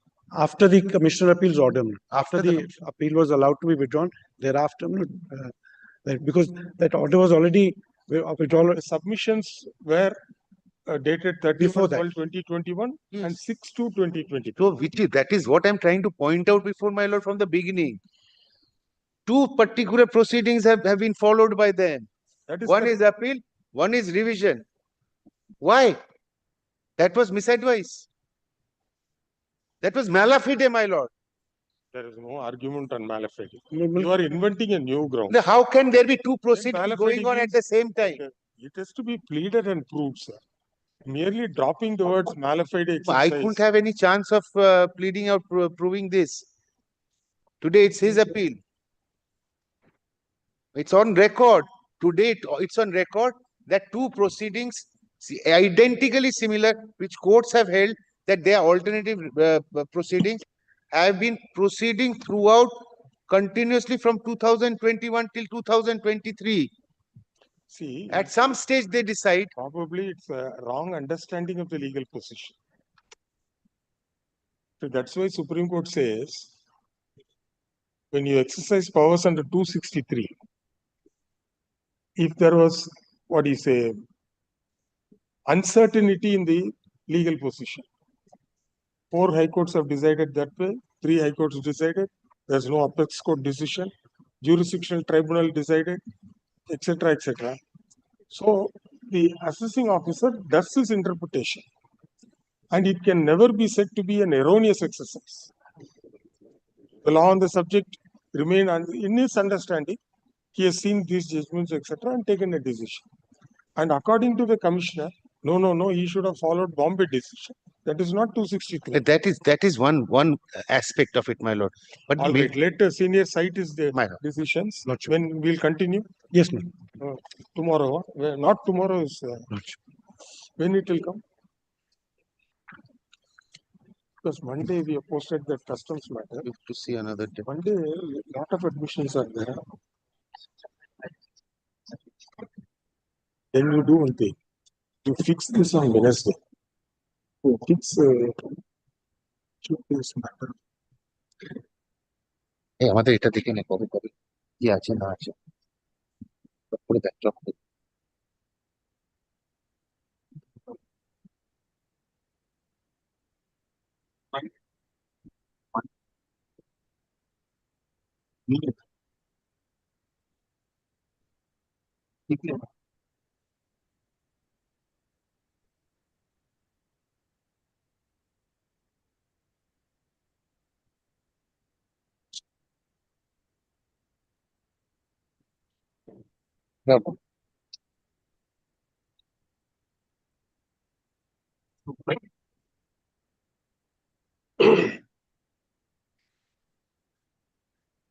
As it please.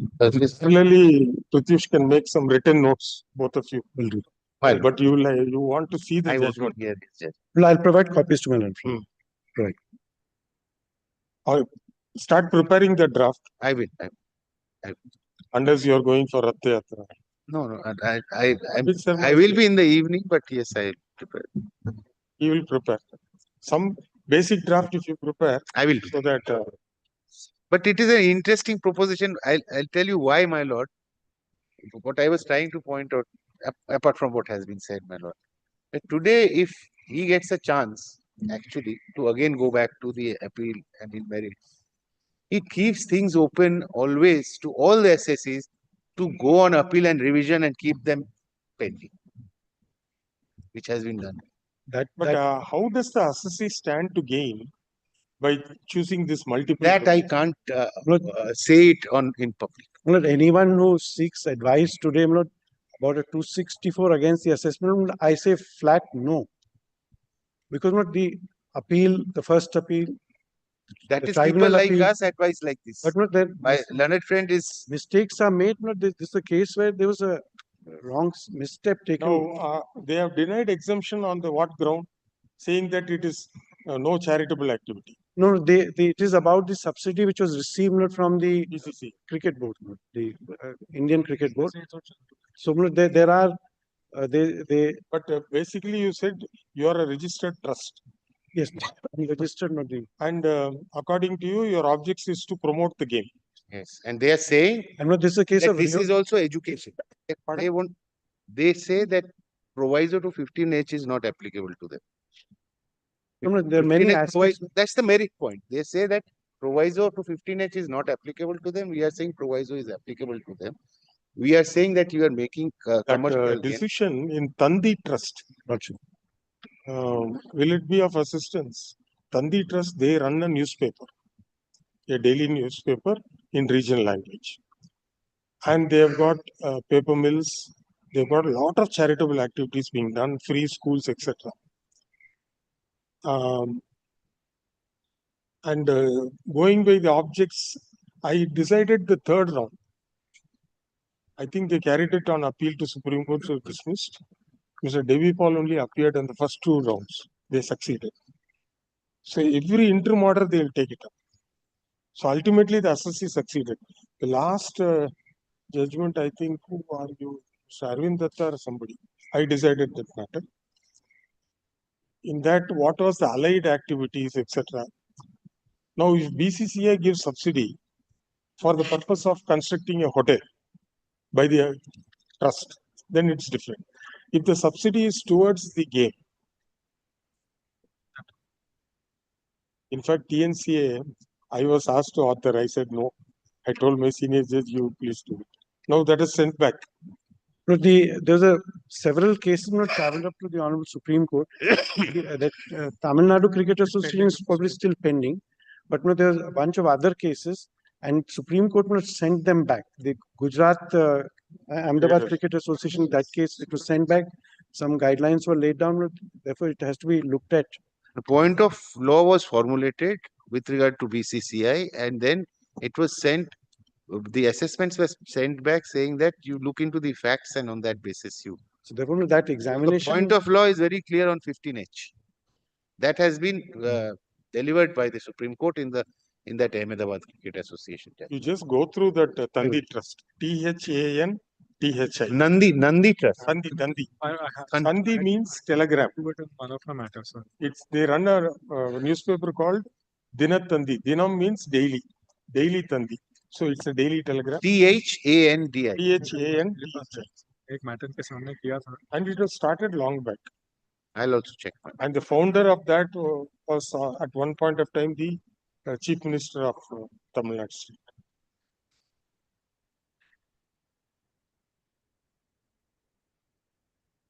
Some vague remembrance. It was quite some time.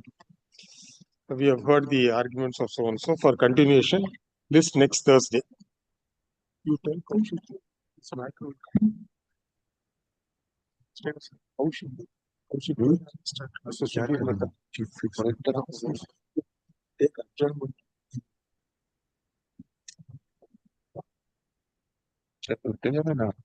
Continue.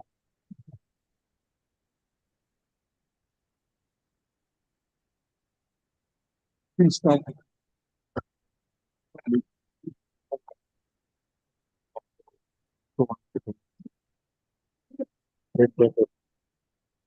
Put its control.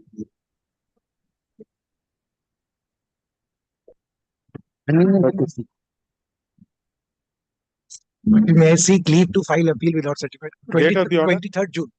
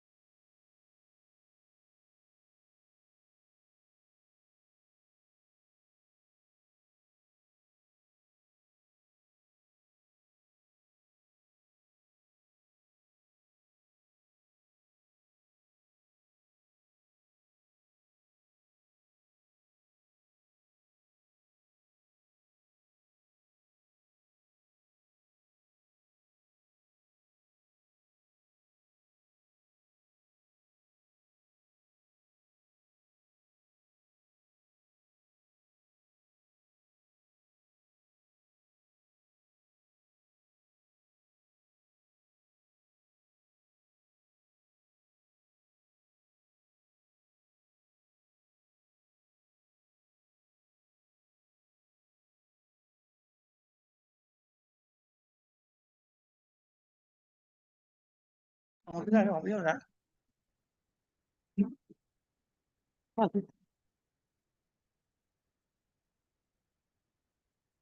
lord, I have a special request.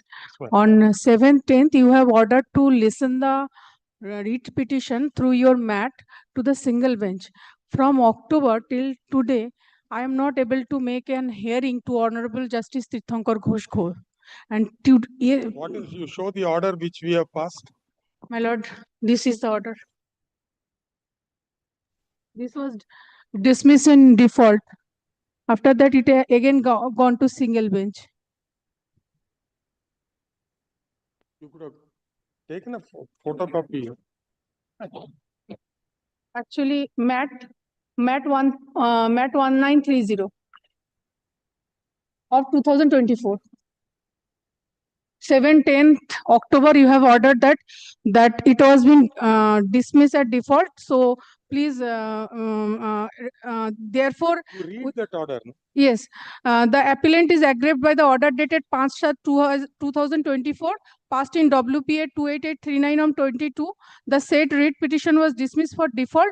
Through in the last line, it is stated that writ petition is accordingly disposed, which is mean that writ petition was dismissed for default, not on merits.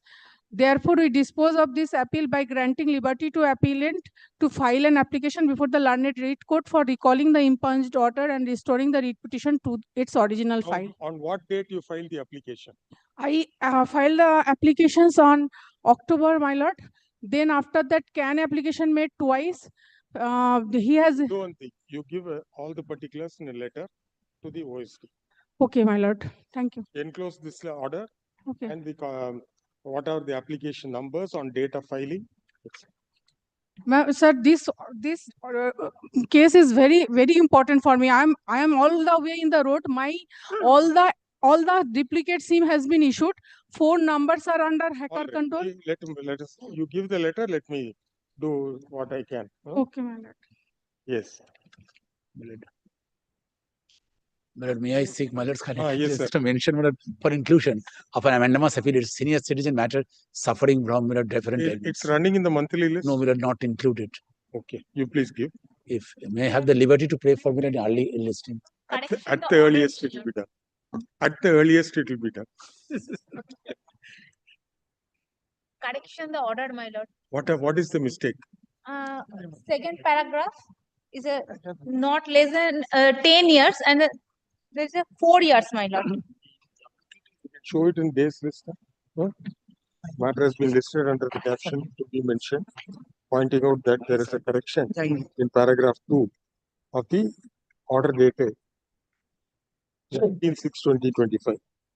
In paragraph 2, third line from the bottom, it has been mentioned as 10 years, whereas the correct number of years is 4. This be corrected and revised order be uploaded. This order shall form part of the order dated 19/6/2025. May I be permitted to mention this matter, my lord? Item number 30 and 31 of your lordship's list today, my lord. This is regarding service benefits of an employee, a retired employee who is now, my lord, 80 years of age. If your lordship, my lord, kindly fixes a date. Mr. Milan Bhattacharya is on the other side. I will inform him. No, it's running in the list. Let us see how we progress. 2-3 days, there are a lot of other issues, sir. We can't tell you what is happening. Let us run through the admission and then we'll see. Let it remain in the list. We'll do something. Please. Yes. Appellate side daily list regarding circuit bench at the Yes, I'm for the petition. Number 1 and 2. But here, my lord, on the writ petition dismissed on the ground that the alternative remedy is such a appeal under 107. But on the other, the petitioner's positive case is that the department has exceeded its jurisdiction working section 129 of the GST Act. My lord, your lordship. Yes.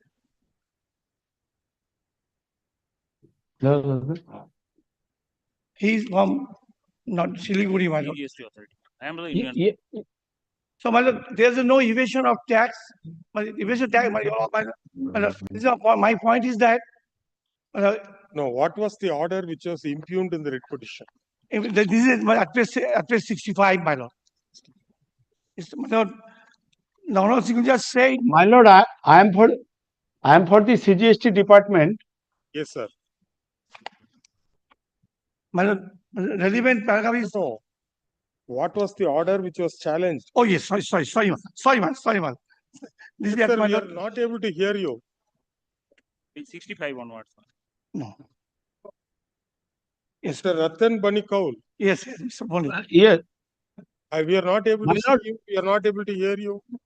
My lord, I am appearing on behalf of the CGST department. Very good. Can you hear me, my lord? Yes. Am I audible? Am I audible, Yes. my lord? You are audible, not visible. This is page 50 and 58. Relevant is paragraph 59. Page 59, paragraph 3, my lord. Why that? What happened? Page 59, paragraph 3 is the, my lord, essence of the order. 3A, 3B, and 3C.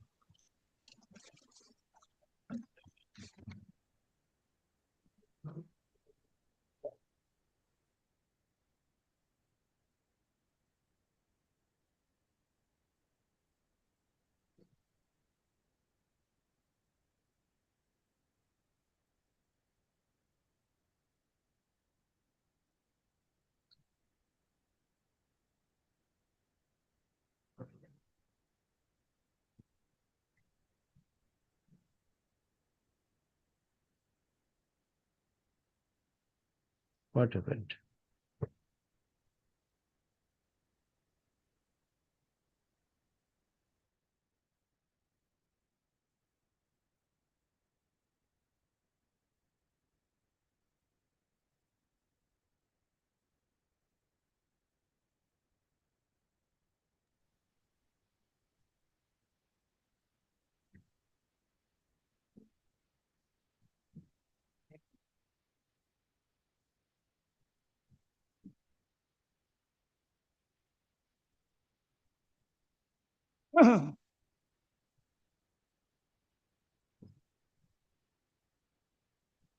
As paragraph 10, they have included no new grounds. Those are not just show cause in the MOV4. So, but the 3 points they have taken, my lord. My goods are covered by the valid invoice and valid EOI bill. They have not disputed it. So, they have disputed the quantity. How they? And they have also disputed the source of goods supplied by market. Well, that can be. So this is a factual issue. But you don't want to make the pre-deposit. That is why you have filed a writ petition. Very clear. Yeah. And 90% of this hurricane are not of India. Here, this is all goods. Can you see the invoice for a moment? Can you see for an invoice? Page 37, page 34, my lord. I just placed it, my lord. Then your lordship can page 34. Okay. Start my vision. This is invoice. Can you see invoice? I given the net number of goods 34,510 at page 34, my lord. Yes. I've given this 439 bags, 96 bags. This is bags. I've given the gross weight because per bag weight is 1 kg. I have given. I've given the name of the, my lord. Secondly, it is IRN. It is auto populated, my lord. And the rules 138, 2 and 4, my lord. There's no evasion of tax. But can you see my OA bill at page 35, my lord? So please don't convert us into an appellate authority. But can you see even excess, my lord?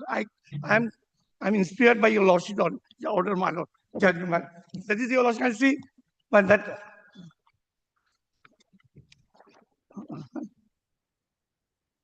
Anybody see? But there's no main sphere. But your lordship can see. Your lordship judgment at page relevant parties at. Can you page running page 3, my lord? That apart from that, has no been able to pop. Page. My lord, running page 3. 3. It starts on page 1, my lord. Lordship judgment. Running page 3. Here, we remember this matter. They exhausted the appellate remedy and revisional remedy, and Yes, then I know that you should put this question, but next to judgment of the other High Court division bench, there is excess duties. But what I'm trying to submit, my lord, when the goods were in movement, I have a valid invoice and EOA bill. So I cover the rule 138A. They have not said anything. Can you see MB4, my lord? What they have taken? Can we come to page 39, my lord, for a moment? Page 39. They have not said there's any discrepancy in the EOA bill or the invoice. Page 39, can you see what they have said? At page 39. The gross weight of the goods along with the conveyance is found to be 4,855 kgs in the OMN slip. But OMN slip is not the prescribed. It is a statutory prescribed document. And done after interception. The TR unladen weight of the conveyance is mentioned to be 13450 kg in registration certificate as provided driver come person charge of the conveyance at the time of interception. Therefore, the net weight of the goods in the conveyance is found 35110 kgs, which is in excess with the quantity of goods mentioned in the invoice bill tendered by the driver come person charge. Excess goods is 590 kgs. I paid the tax, my lord. 3 lakhs is a tax. Now, what happened to the vehicle? It is still under. Still there. What I'm saying, my lord, what's my point? We can do one thing. Subject to what Mr. The counsel for the IGST authority says, we will direct the vehicle to be released on some condition, and you prefer a statutory appeal within 15 days. I do it next month. I'll do it, my lord. What do you say, sir? Why do you want? If you am I audible, your lordship? Yes, yes. Your please. lordship, kindly have a look into the page number 17 of the appeal petition, para number 14. Page number 17, para 14. That is the relevant portion of the judgment of the Honorable Single Bench. Page 17, para 14, page 17. Running page 17.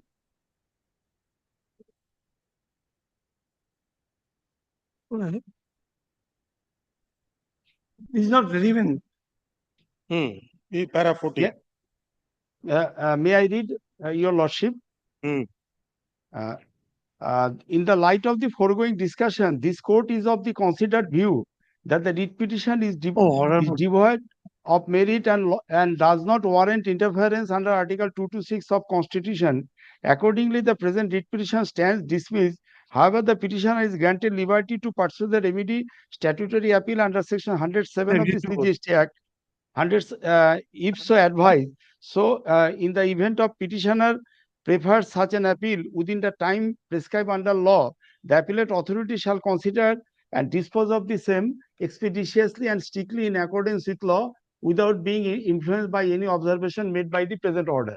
My humble submission is that I am relying up to judgment delivered by this court, that is in MAT number 1426 by 22, Mohammad Yusuf versus State Tax Officer, and another one is MAT 222 by 23, that is Deepika Mondal Maiti by versus the Assistant Commissioner of the State Tax Officer. In these two judgments, your lordship, while passing the judgment, categorically mentioned that the petitioner has a remedy of for filing appeal before the appellate authority. Only the time has been framed. Yes. Within such period, you have to submit the appeal. You have to prefer the appeal. There is no such violation of the natural justice, and there is a efficacious alternative remedy. So my humble submission is that the order passed by the Honorable Single Judge rightly passed the order, so it should not be interfered. This is my humble submission. What about the vehicle? The vehicle which was carrying the goods. You have the officer has imposed penalty of 2 lakhs. Suppose the vehicle, on what date the vehicle was intercepted? 16th May. 16th May. If the vehicle is still lying in your premises, it will get completely deteriorated. Theft will occur. First battery will go. Next one tire, one day, nothing will remain. We will put him on condition, release the vehicle. direct him to Yes. file an appeal as directed by the single bench. Without the goods. Goods will. Goods will be retained. The goods Yes, are yes. already detained. He will file an appeal. The vehicle alone will be released. And goods will With be in some their custody. With some Goods will be there condition. in custody. But We can do one thing, subject to what senior. but your lordship, I just submit one thing. But please, sorry, it is better that the goods are sold. Well, they are what they are doing. Yeah. They are maybe the undervalue. As per the invoice, my lord, I am ready to. As per invoice, I have given. They will put it up. No, your lordship, he is showing the value under the value made by the petitioner was undervalued. No, they have. But at present the market rate is 240. But Yes, they I'm have ready to. I'm ready to. they have showed the value 140. No, this is 240, 205. Let's not seen this. Sir, they have shown the value at rupees 205 per kg. 30 per kg. Wait, let me complete the sentence. Yes. The total quantity is 54,510.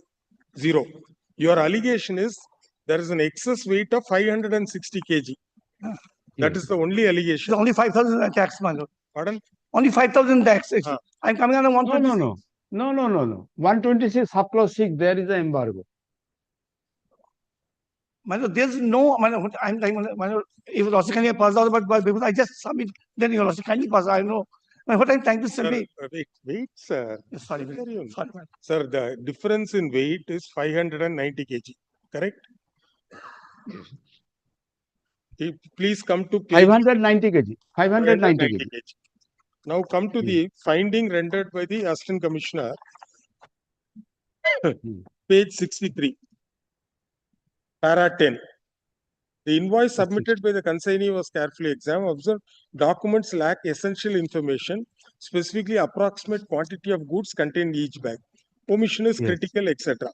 Second is effort to establish legitimacy of procurement. The consignee furnished purchase statement.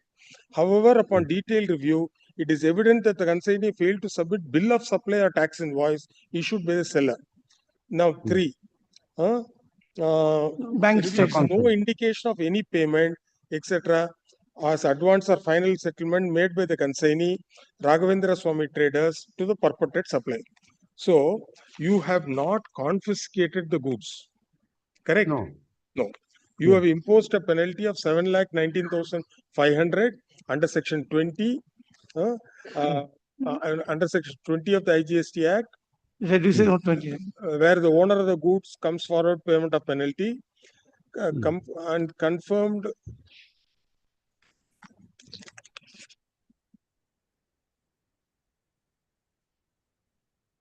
$7,19,000. Yes. No, 71,95,500 is it? Clause 2. Clause 2. And confirmed penalty of rupees 2,000 for the vehicle. That is the conveyance. The 2 lakh. 2 lakhs, sorry. 2 lakhs. So, the only main allegation is difference in quantity, 560 kgs. Number 2, he could not produce any tax invoice for supply of goods or payment. Is it not required, my lord? And bank statement. Bank statement. Bank statement is not required, my lord. Under Rule 138 is not required. No, it is required. No. IGST authority, CGST authority is entitled to call for documents to prove movement of goods. But this is under Section 73, my lord. Then not one Section 129. Probably you are appearing in very few Aricanet matters. No. For almost 6 years, I have decided these are all not of Indian origin. They are all 100% smuggled. My lord, here, my lord. You ask anybody in Jalpaiguri. I know, my lord. I know. Yes. He is coming from Kamakya Traders. He is coming Kamakya Traders, yes. But you also keenly appreciate.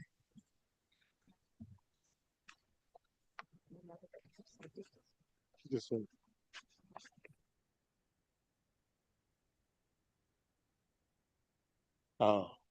And the judgment which I refer, it is also with respect to Aricanats. Yes. My lord. And then that is a way going on. Yes. I face everything. But I'm trying to submit, my lord. No, no. That is MAT don't 1426 by 22. Yes, we have got copy. They have given photocopy now. 1426. Sir, Bainik, Mr. Ratan Bainik. Yes, yes. Yes. This is a perishable goods. Yes, yes. Secondly, you are not ordered confiscation, only penalty. So Only the penalty. best thing is you ask your officer to sell the goods, giving liberty to the writ petitioner to participate in the auction. Recover the sale proceeds, keep it in deposit. He will file statutory appeal. So far as vehicle is concerned, we will ask him to pay some money, give some bond for the remaining amount, and the vehicle will be released. He will file statutory appeal within 15 days. Yes. Yes. That will be ideal, sir, because a direction. Understood, my lord. What I'm trying to submit is yours. If according to the petitioner, the goods are really worthwhile, he will definitely participate in the auction. Yes. And whatever is the market rate today, you sell it. Yes, yes. He said 245. 245. I'll be happy. We have passed similar orders. It has worked. It has worked. Department will be safeguarded. Money will be with you. Okay, please come. Yes, yes. This intra-court appeal by the writ petitioner is directed against the order dated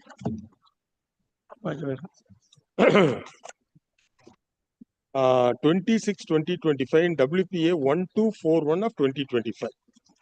In the said writ petition, the appellant writ petitioner challenged an order passed by the Assistant Commissioner within bracket HAEU, all capitals, CGST and CX Siliguri Commissionerate dated 3/6/2025, passed under section 129 within bracket 3 of the Central Goods and Services Tax Act 2017, read with the relevant provisions of the State/Union Territories Goods and Services Tax 2017, Integrated Goods and Services Tax 2017.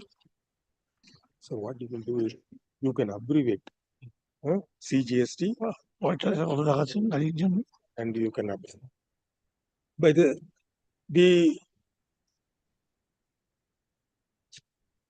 goods which stated to belong to the appellant writ petitioner, namely dried arragonates, was being transported in a vehicle bearing registration number AP-39UN-2969 and was intercepted on 17/5/2025 at about 9:15 p.m. in Jalpaiguri district. The goods were examined and the net weight of the goods was along with the vehicle was taken, and after deducting sorry, my lord, they are not taken, they are on the OMN sleeve. They have not physically sorry, my lord. The same MB4, my lord. They have not physically measured. They only the OMN sleeve. Can you see MB4 for a moment, my lord? For my satisfaction, my lord. Women sleep was produced by the driver itself. Yes, yes. Can you see page 39 for a moment, my lord? They have not measured any. This is my point. Page 39. For a moment, can you see? They have taken the distance, difference the weight on the basis of the mention of women's sleep. It was not physically measured. Page 39? Page 39, my lord. You see, the gross weight of the goods along with the conveyance is found to be 485 kgs in the women sleep, done after interception. The TR unloaded weight of the conveyance is mentioned to be 1P450 in the registration certificate as per the driver come person in charge of the conveyance at the time of interrogation. Therefore, the net weight of the goods in the conveyance is found 35110 kgs, gross weight minus TR weight, which is in excess of the quantity of goods mentioned in invoice bills after tender. No, the order says weighment slip done after inspection. No, nothing. You challenge that. I will record your submission. The goods were examined and net weight of the goods along with the vehicle was taken. My lord, it was his submission in page number 49, annexure P7. My goodness. If both of you start doing it, we cannot. We are not as competent as both of you. Sorry. Were examined and the net weight of the goods along with the vehicle was taken. And a weighment slip was generated. The learned senior advocate appearing for the appellant would vehemently contend that no such vehement was made. However, this is touching upon the merits on which we do not wish to make any comments. Be that as it may, in terms of the conclusion arrived at by the adjudicating authority, there is a difference of weight of 590 kgs. That is the total weight deducted by the vehicle, unladen weight of the vehicle as mentioned in the registration certificate book. Proceedings were, adjudication process was undertaken, and an order of penalty has been passed. There are 3 allegations against the petitioner. Firstly, with regard to the difference in the quantity of goods. Secondly, the appellant could not produce any bill of supply or tax invoice. And thirdly, no proof of payment, either full or in part, was produced. Yes. The learned single bench, by the impugned order, refused to entertain the writ petition as there was an efficacious alternate remedy available to the appellant by way of an appeal before the appellate authority. It was made clear by the learned single bench that in the event the appellant files a statutory appeal, the appeal will be decided on merits, uninfluenced by any observation made in the impugned order. The appellant, being aggrieved by such order, has preferred the present appeal. We have elaborately heard so-and-so senior counsel and so-and-so, including Union of India. And CGST? No. Union of India is here in Kolkata. He is here, Yes, yes, sir. Yes, yes. You are clear, sir. You are clear. Yeah. So-and-so. So far as the conclusion arrived at by the learned single bench for not entertaining the writ petition cannot be faulted, and we are in full agreement with the said conclusion, as disputed questions of fact are involved to test the correctness of the order of penalty dated 3/6/2025. Therefore, the learned single bench was right in relegating the appellant to avail the statutory appellate remedy. Therefore, we have to dismiss the appeal on the said ground. Considering the penalty order, we find that apart from penalty being imposed under section 20 of the IGST Act, read with section 129 within bracket 1 within bracket small a of the CGST Act, there is penalty imposed, penalty of rupees 2,000 imposed on the vehicle. 2 lakh. For the conveyance of the goods and the conveyance. And the vehicle was directed to be released on payment of rupees 2 lakhs. And such penalty was imposed under section 20 of the IGST Act. Read with the first proviso to section 129 within bracket 6 of the CGST Act. As we have already held that the writ petition was rightly not entertained, the appellant has to necessarily avail the statutory appellate remedy. 2 things needs to be considered. Firstly, if the vehicle is allowed to be retained by the department, then it is bound to deteriorate, and the owner of the vehicle will be put to prejudice.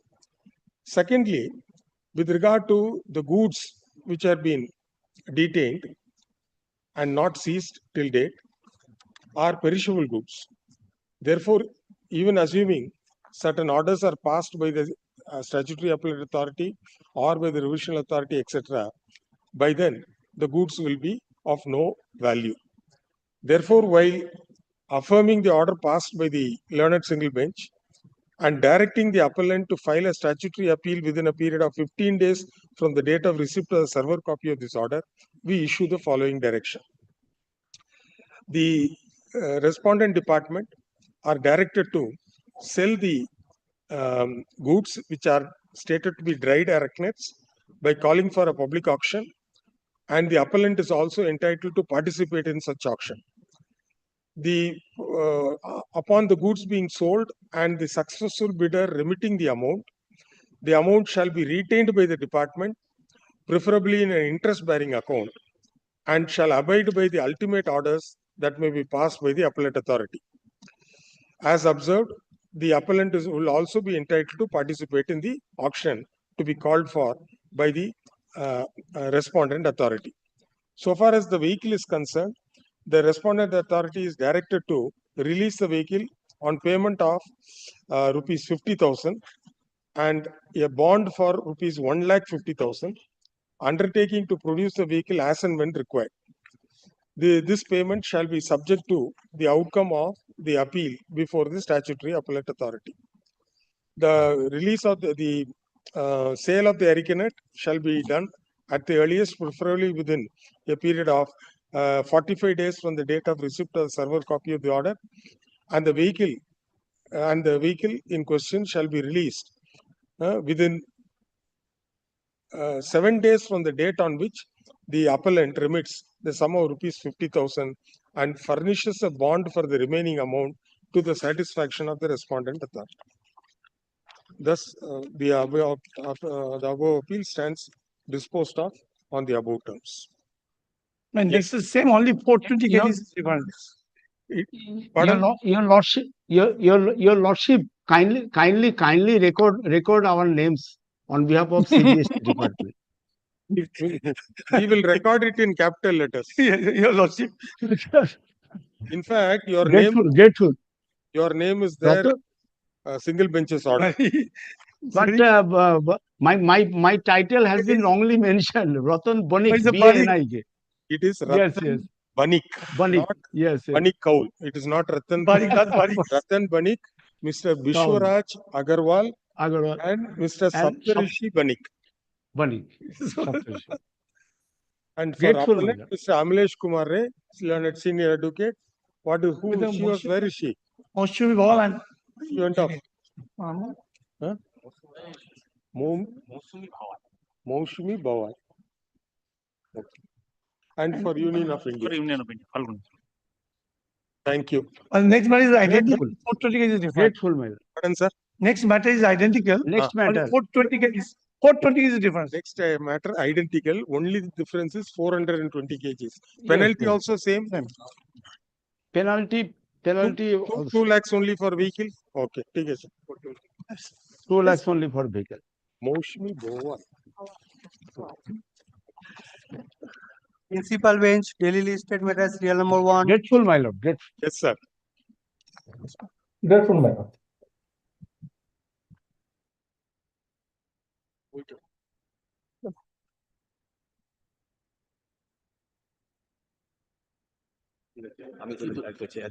My lord, but these are the two new publications for West Bengal amendments. Oh, government publication. Government publications. Some copies for our library. That will. But 2 has been given to Code 5. Only 2 quotes. How much is one book? It is not sold in open market. No, it's not for sale. It's not for sale. Madam Chandrima Bhattacharya, Honorable Minister, has given a.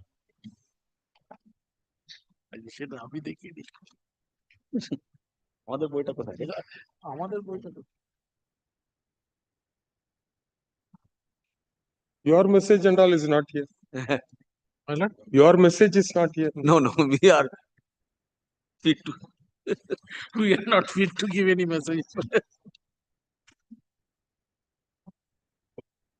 Actually, Madam Minister was practicing on the revenue side. Yes, she was practicing. And I heard that she was the junior of the Chamber Junior of Mr. Sanjay Bhattacharya. And indirectly with Dr. Paul also. Thank you very much. Yes, sir. Well, I have come against the order passed by the learned But tribunal. it was adjourned, Mr. Dugar. He was not there. I was not there. Oh, Yes. Was not on my ground. You will argue. Civilist. You have to argue someday, no? Huh? One small matter you give next time. Huh? Cancellation of suspension of registration. Huh? So let us argue first. My lord. What May I state the facts in brief, my lord? What happened to your writ petition? Oh, tribunal order. Yes, tribunal. Where is the tribunal order? Straight away you take us. My lord, kindly last, my lord. last 2 pages. Application director revoking certificate of settlement of dispute. Fraud has been played. Nothing fraud, my lord. That is the My lord, kindly see, my lord, the last paragraph of the learned tribunal's finding, my lord. We have heard Mrs. Bose in details. We do not call for Ms. Majumdar, the learned state representative, to make the submission. We have given our very anxious consideration of the facts of the case as well as the order passed by the respondent number 1. What Mrs. Bose submitted, my lord, nothing was recorded. My lord, kindly hear me for a brief. No, you show the, what is it, revisional authority, senior joint commissioner. Order, my lord. Where is that order? My lord, kindly come to page number 57. Straight away you come to the finding. 57 onwards, my lord. 57. Senior joint commissioner, commercial taxes. And my lord, relevant finding is, your lordship will find page 65. No, 60 starts from 62. Sorry, my lord. 60. Order of revocation is from page 62. And the decision is at 65. Well, kindly come to page 65. 65 is the decision. Well, in terms in the from the top second paragraph. Well. Wait, just a minute. हम लोग बैठ जाता है सीधा हो गया सीधा कुछ ऐसे कुछ कुछ पीछे नहीं है तो 5 नंबर है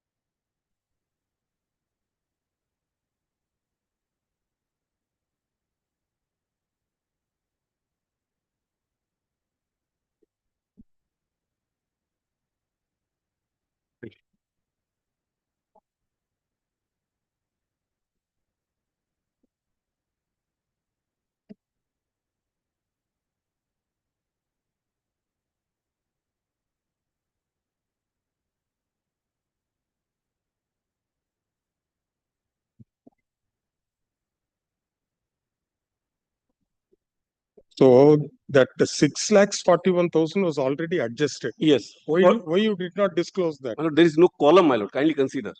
I've also, my lord, annexed the form. My lord, kindly hear me, my lord, for 2 minutes, my lord. An assessment order was passed for the period 12-13, my lord. There was a demand. We filed appeal. We are partly unsuccessful, partly unsuccessful, my lord. We filed an application for revision before the board. Now, my lord, thereafter another assessment was made for the period 15-16. In that assessment order, there was an excess payment, my lord.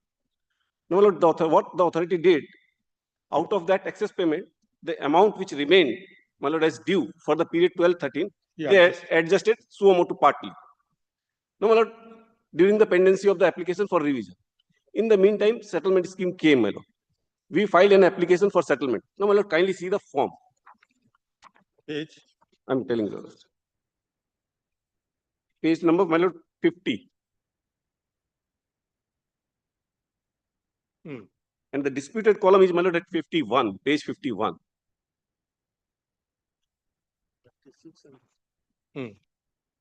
Column, my lord, row number 11. Yes. Thereafter, your lordship will kindly see the bottom column C, row C, my lord. Area tax in dispute other than A and B above, that was, my lord, this amount was not disputed. And area tax in dispute, my lord, has been defined, my lord, under the West Bengal Sales Tax Settlement of Dispute Act. Now, my lord, kindly see the second column.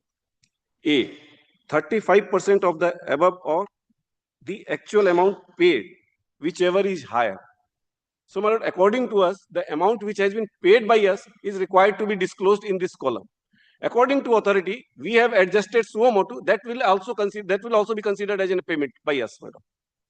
And this is the fraud which we have committed. That adjustment was without notice to the DA. Yes, without notice to the ballot. And now kindly see the circular. Your revision against that 1213 assessment. 1213, since, my lord, we have filed the application for settlement, the form 4 was issued that we have withdrawn that application for revision. This can't be suppression, sir. And, my lord, And we have, and my lord, we have paid that 15% of the tax, the 35% of the tax in dispute, and we got the matter settled. My lord. All of in the 2019 it was settled, my lord. And 21 they have issued the notice when we asked for the refund for the period 2015-16, my lord. It was not that the suo motu, my lord, initiated the proceeding. So the 6,41,965 was My lord, this was adjusted towards the assessment 1213. 1213. Now, my lord, this is the adjustment is, my lord, withholding the amount for a particular period of the time till, my lord, the assessment reaches the finality. According to my understanding, my lord, this adjustment is, my lord, to withhold my amount of refund, which in case I am not successful. No, they will swipe it off. That adjustment can take place only if it can be kept in a suspense account only if appellate authority directs to do so. See, otherwise, like electronic credit ledger, etc., they swipe it off, it goes to your account. Then the only remedy is to apply for refund. Either there should be a court order or a direction from the appellate authority. Yes, my lord, that we have done. We asked for the refund, my lord, that you have adjusted. Now, since the matter has been settled, this you refund the amount. Has been filed by the appellant dealer challenging the order passed by the West Bengal Taxation Tribunal, Bidan Nagar, Kolkata 91 in RN number 15 of 2022 dated 14/6/2024. By the said order, the revision application filed by the appellant challenging the order passed by the Senior Joint Commissioner Commercial Taxes dated 10/12/2021 was dismissed. Agreed by such order, the present writ petition has been filed. We have heard so-and-so Dugar, Senior Advocate Siddiqui, Tanay Chakravarti, etc. The appellant was issued a certificate of settlement of dispute on May 17, 2019 under the provisions of the West Bengal Sales Tax within bracket settlement of dispute within bracket act pertaining to the assessment period pertaining to the period 2012-13. Subsequently, after about 4 years, my lord, certificate of settlement date is, my lord, 24th January 2019, my lord, page 54. 24th January 2019, my lord. Page 54, my lord. Invoking a certificate of settlement of dispute dated 24th of January 2019, not May 17.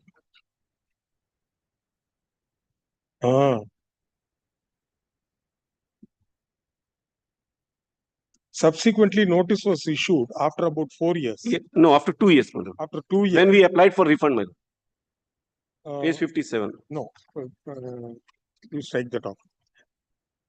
Pursuant to the certificate of settlement, it appears that the appellant applied for refund of the excess tax paid. It is thereafter the authority issued a notice under which sections of that act? Well, for revocation, my lord, it is under section, my lord.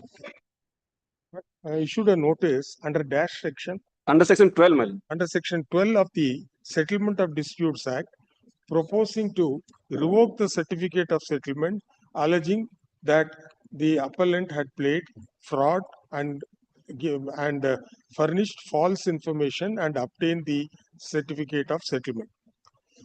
It is, as could be seen from the facts, the notice for revocation was issued only after the appellant applied for refund of the excess tax paid based on the settlement which was arrived at. The short issue which has to be considered is whether the appellant had furnished false information and whether the appellant had suppressed material information and particulars, and whether they had furnished incorrect or false information or particulars and obtained the certificate of dispute, certificate of settlement. From the impugned order, we find the learned tribunal has not adjudicated into those facts which are required to be adjudicated to test the correctness of the order passed by the Senior Joint Commissioner of Commercial Taxes. The allegation against the appellant is that a sum of P6, 41, 965 was already adjusted towards the tax liability, part of the tax liability, correct? Yes. Part of the tax liability for the year 2012-13. And therefore, the appellant, while furnishing the information in the statutory form in serial number 11 within bracket C within bracket capital A, ought to have mentioned the said figure. Instead the appellant had mentioned only rupees 2, 51, 640.26 to be the actual amount paid. It is not in dispute that the adjustment which has been made by adjusting a sum of rupees 6, 41, 965 was without notice to the appellant. In any event, the question which the query which has to be in any event, the appellant in column 11 within bracket small c within bracket capital A has to mention the actual amount paid. When the appellant had no knowledge of the adjustment, he cannot be expected to disclose the amount which was adjusted by the authority on their own volition. We know that it was adjusted. You came to know before that. Before that, 2018 it was. In any event, the appellant, as per the statutory form, is required to disclose the amount actually paid, which the appellant has done so and not disputed by the department. Therefore, we are of the view that it is not a case where the appellant had suppressed material information or particulars or furnished incorrect or false information or particulars warranting cancellation of the certificate of settlement. Have you got that act? Settlement Act? Yes, my lord, I brought it. Though I have annexed, my lord, but it is yes. old one. It is the old one, my lord. I am providing the latest one. It is already annexed. First section.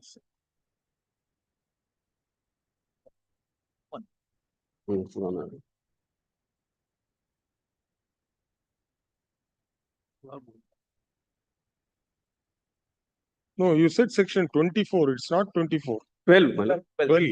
Under section 12. Well, I said that section 12. No? 12, my lord. Your lordship has recorded rightly.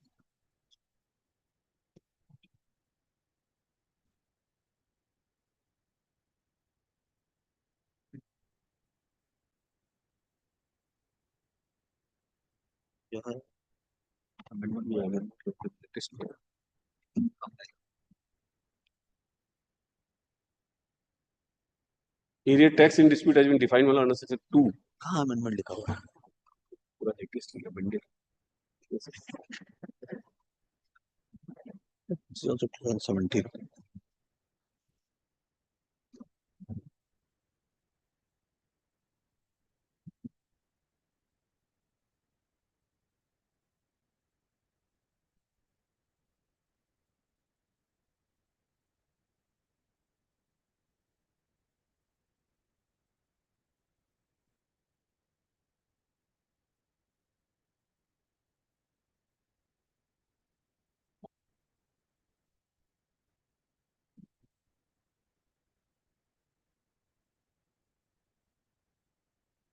No, in terms of section 8, is the authority entitled to verify the correctness of the particulars? My lord, authority verified and issued the provisional certificate of settlement.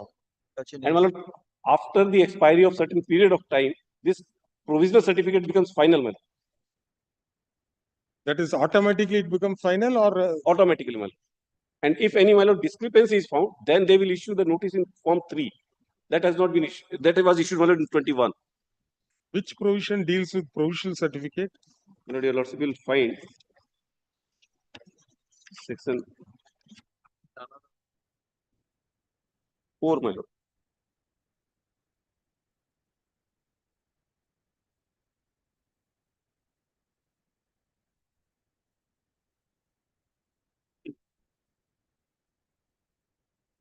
Section 5.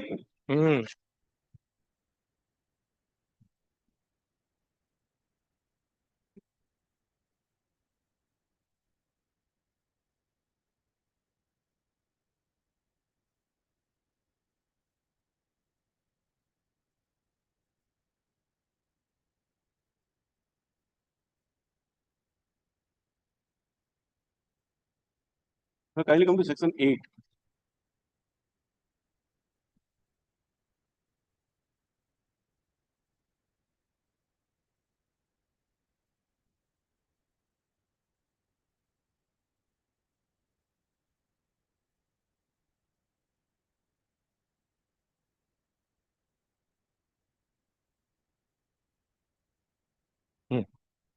Further, if we examine the scheme of the Act, more particularly Section 8, the proviso under subsection 1 of Section 8 provides for issuance of a provisional certificate of settlement.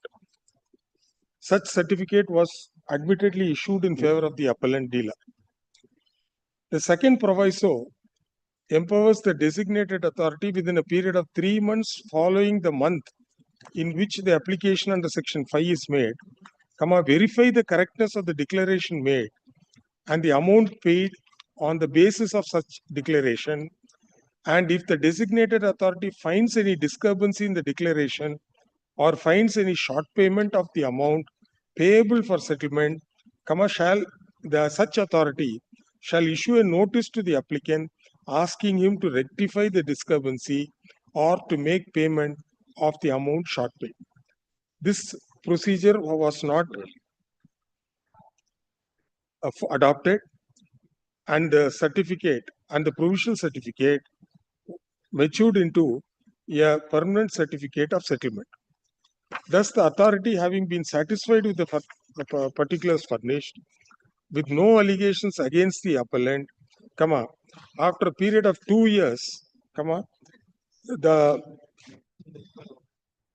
certificate cannot be revoked for the reasons given by the authority.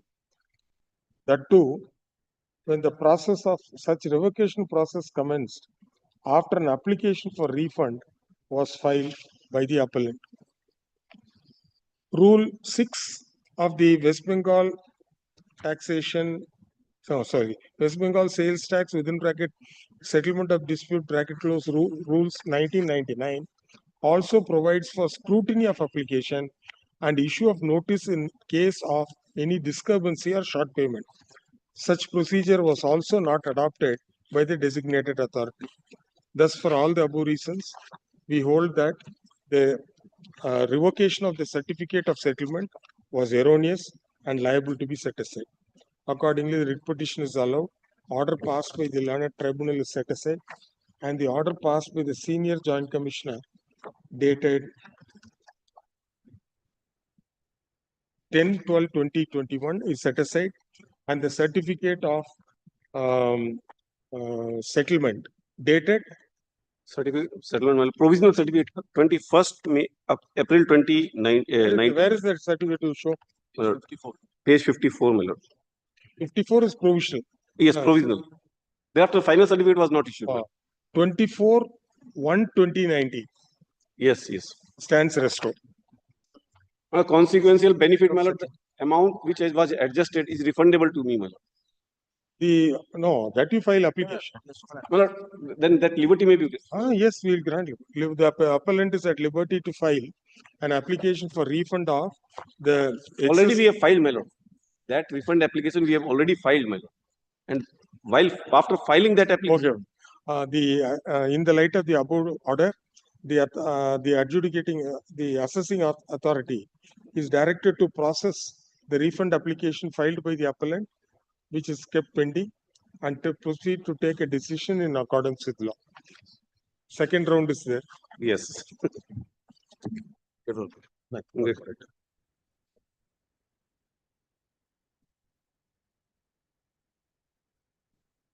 Number 2.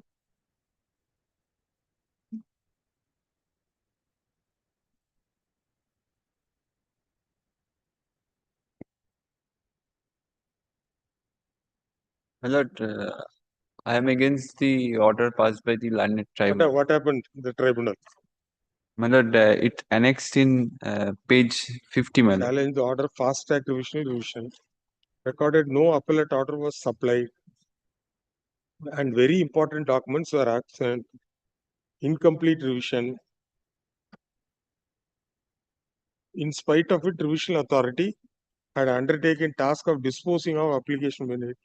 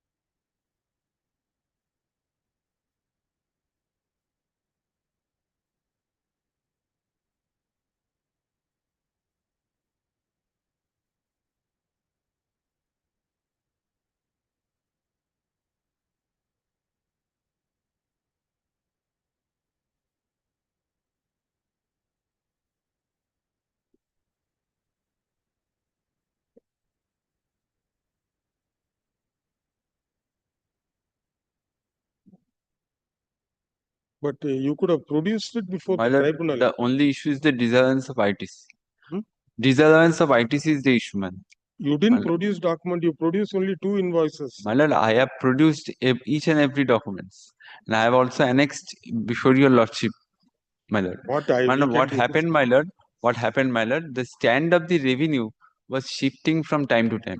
Where is the And revisional? kindly come to page 17, my lord. Where is the revisional authority's order? At page 36, my lord. 30? 36. 36. 36. Revisional authority, revisional board. The forum before the learned tribunal. Fast track revisional authority bench. Fast track revision. Tapan Kumar Mondal. Yes, madam.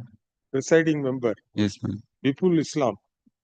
My lord, what happened, my lord? There was initially no allegation regarding the production of documents, my lord. At the assessment stage, they have stated that only on 2 grounds the ITC is not allowable. One, for that the goods involved in the particular purchase are not eligible for ITC. And second one is that some of the sellers have not disclosed the corresponding sales in their returns. Now, thereafter, at the appeal, one allegation has come into picture, that the non-production of the documents.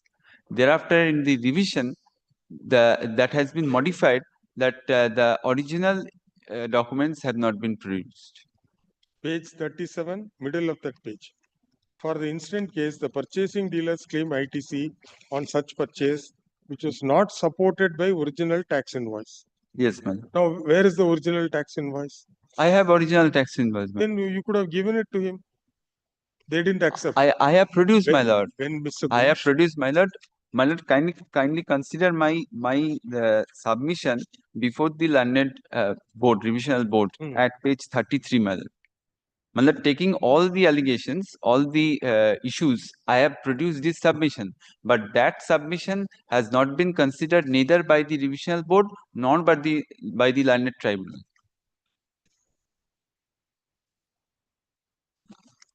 I have covered all the issues in this submission, but that if your lordship go through the order of the revisional board annexed at page 36 or of the order of the learned tribunal, nowhere no word has been spent in respect of my submission. This submission has not been considered. In fact, in page 33, 33. Last but one paragraph, the revisionist likes to state that the original invoices, ledgers, and bank statement were all produced before the lower authority up to learned RR.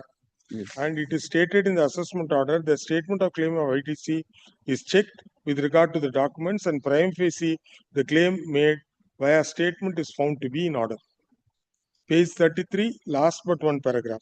Yes, ma'am. My humble submission. This is a case where the appellate authority exercise so much power. No, not so much. Original authority accepted your right. Original authority have written in at page 17, my lord, at the bottom line, at page 17. That is correct. Statement of the claim of ITC for this period is checked with respect to the documents, and prima facie the claim made via statement is found to be in order, and the following amount of ITCs are found inadmissible for reasons beside.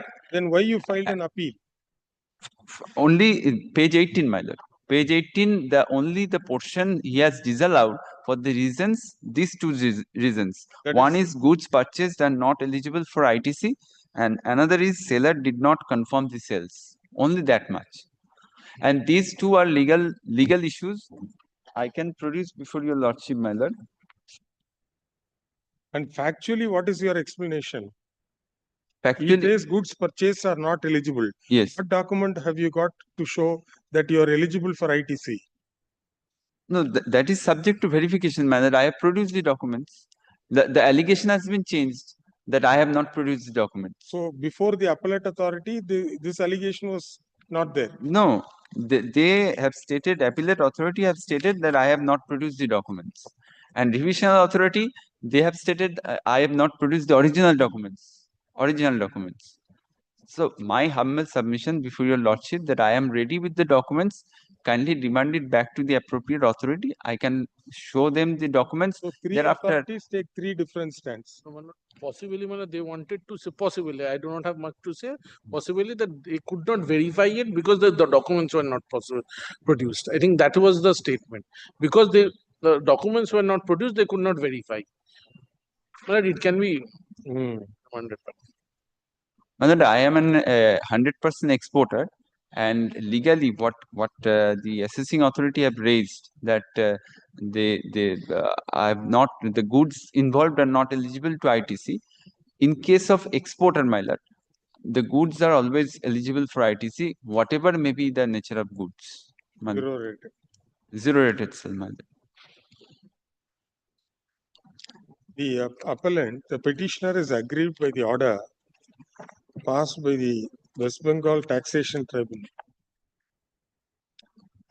dated 31/7/2024 in RN number RN-65 of 2022.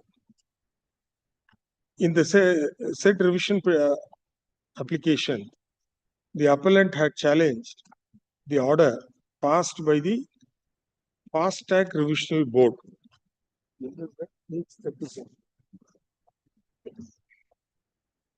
Revisional Board dated 25/11/2021, by which the revision application filed under section 87 capital A of the West Bengal Value Added Tax, 2003 was dismissed, affirming the order passed by the Joint Commissioner, Commercial Taxes, Kolkata South Circle under section 84 of the said Act,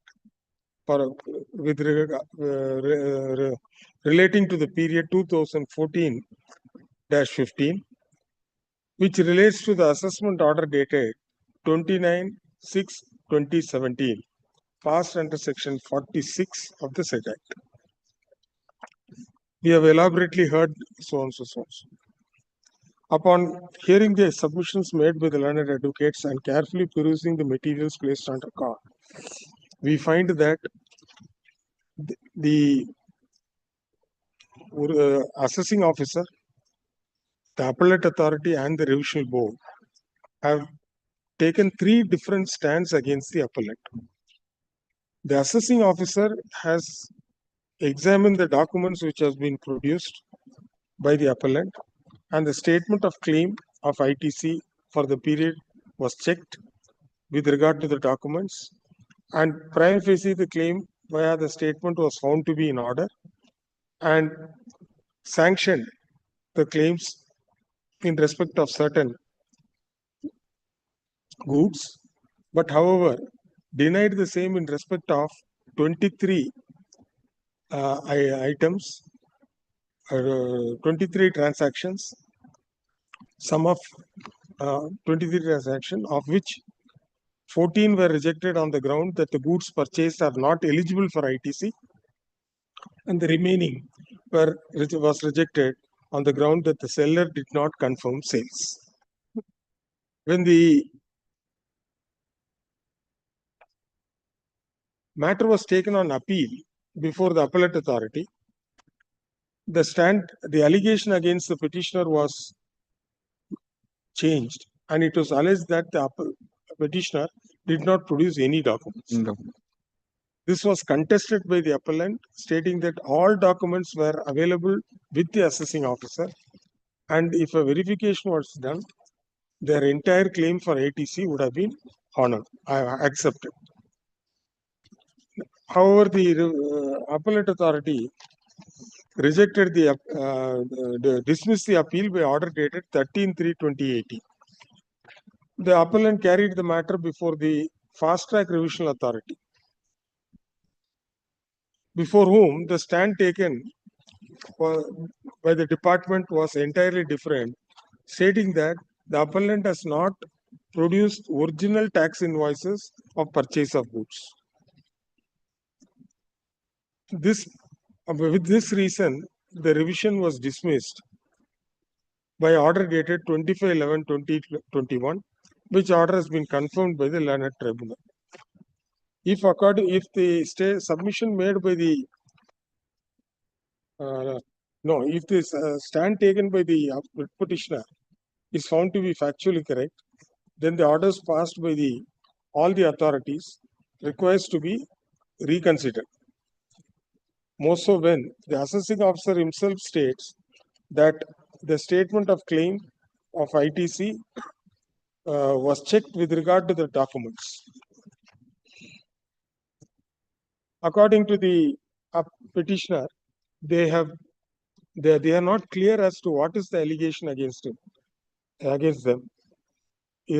as to whether the goods purchased are not eligible for ITC, or whether it was on account of the seller not confirming the sales, or whether documents were not produced, or whether original tax invoices were not produced. Thus, a confusion has arisen in the minds of the petitioner, which is found to be justifiable. In any event,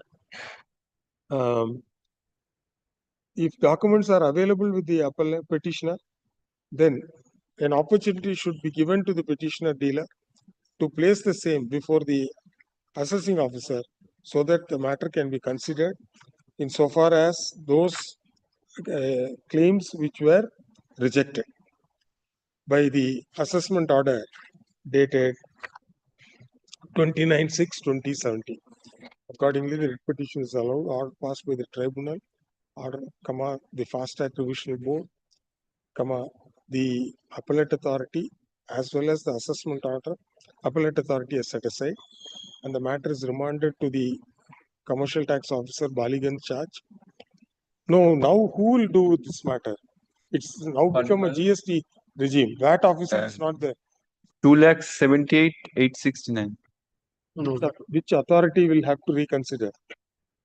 Oh, last fact finding authority is revision. The matter is remanded to the assessing officer to reconsider the claims of ITC which were rejected and tabulated in page 4 of the assessment order in serial numbers 1 to 23. The writ petitioner shall be given an opportunity of personal hearing, in which he shall produce all documents that may be called for by the assessing officer, and after considering all the documents, fresh orders be passed on merits and The page was 4, madam. Page 3, madam. The above exercise shall be completed within a period of 4 weeks from the date of receipt of the server copy of this order, and the appellate petitioner is directed to cooperate in the early disposal of the matter. That's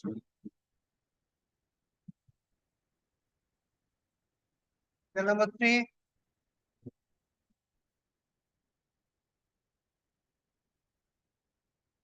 For the respondent number 2, man. So there is the answering respondent.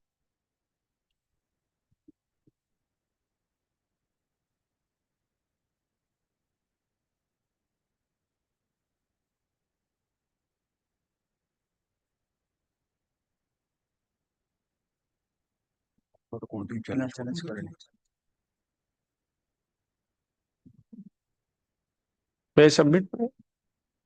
Be patient. Please, both of you. The final order we passed in the report.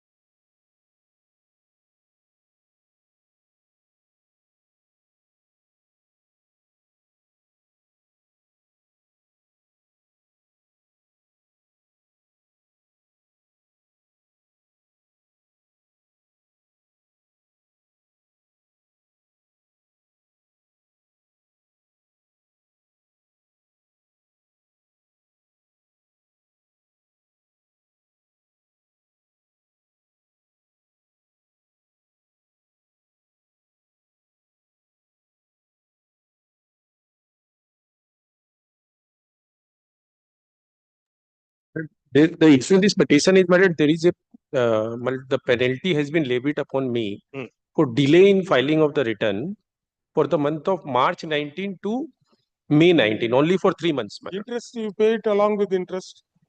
I've already paid, my lord, the tax prior to, my lord. I will just Belated returns can be accepted on payment of late fees, my lord. Late, sorry, not interest, late fee. Late fees, my lord.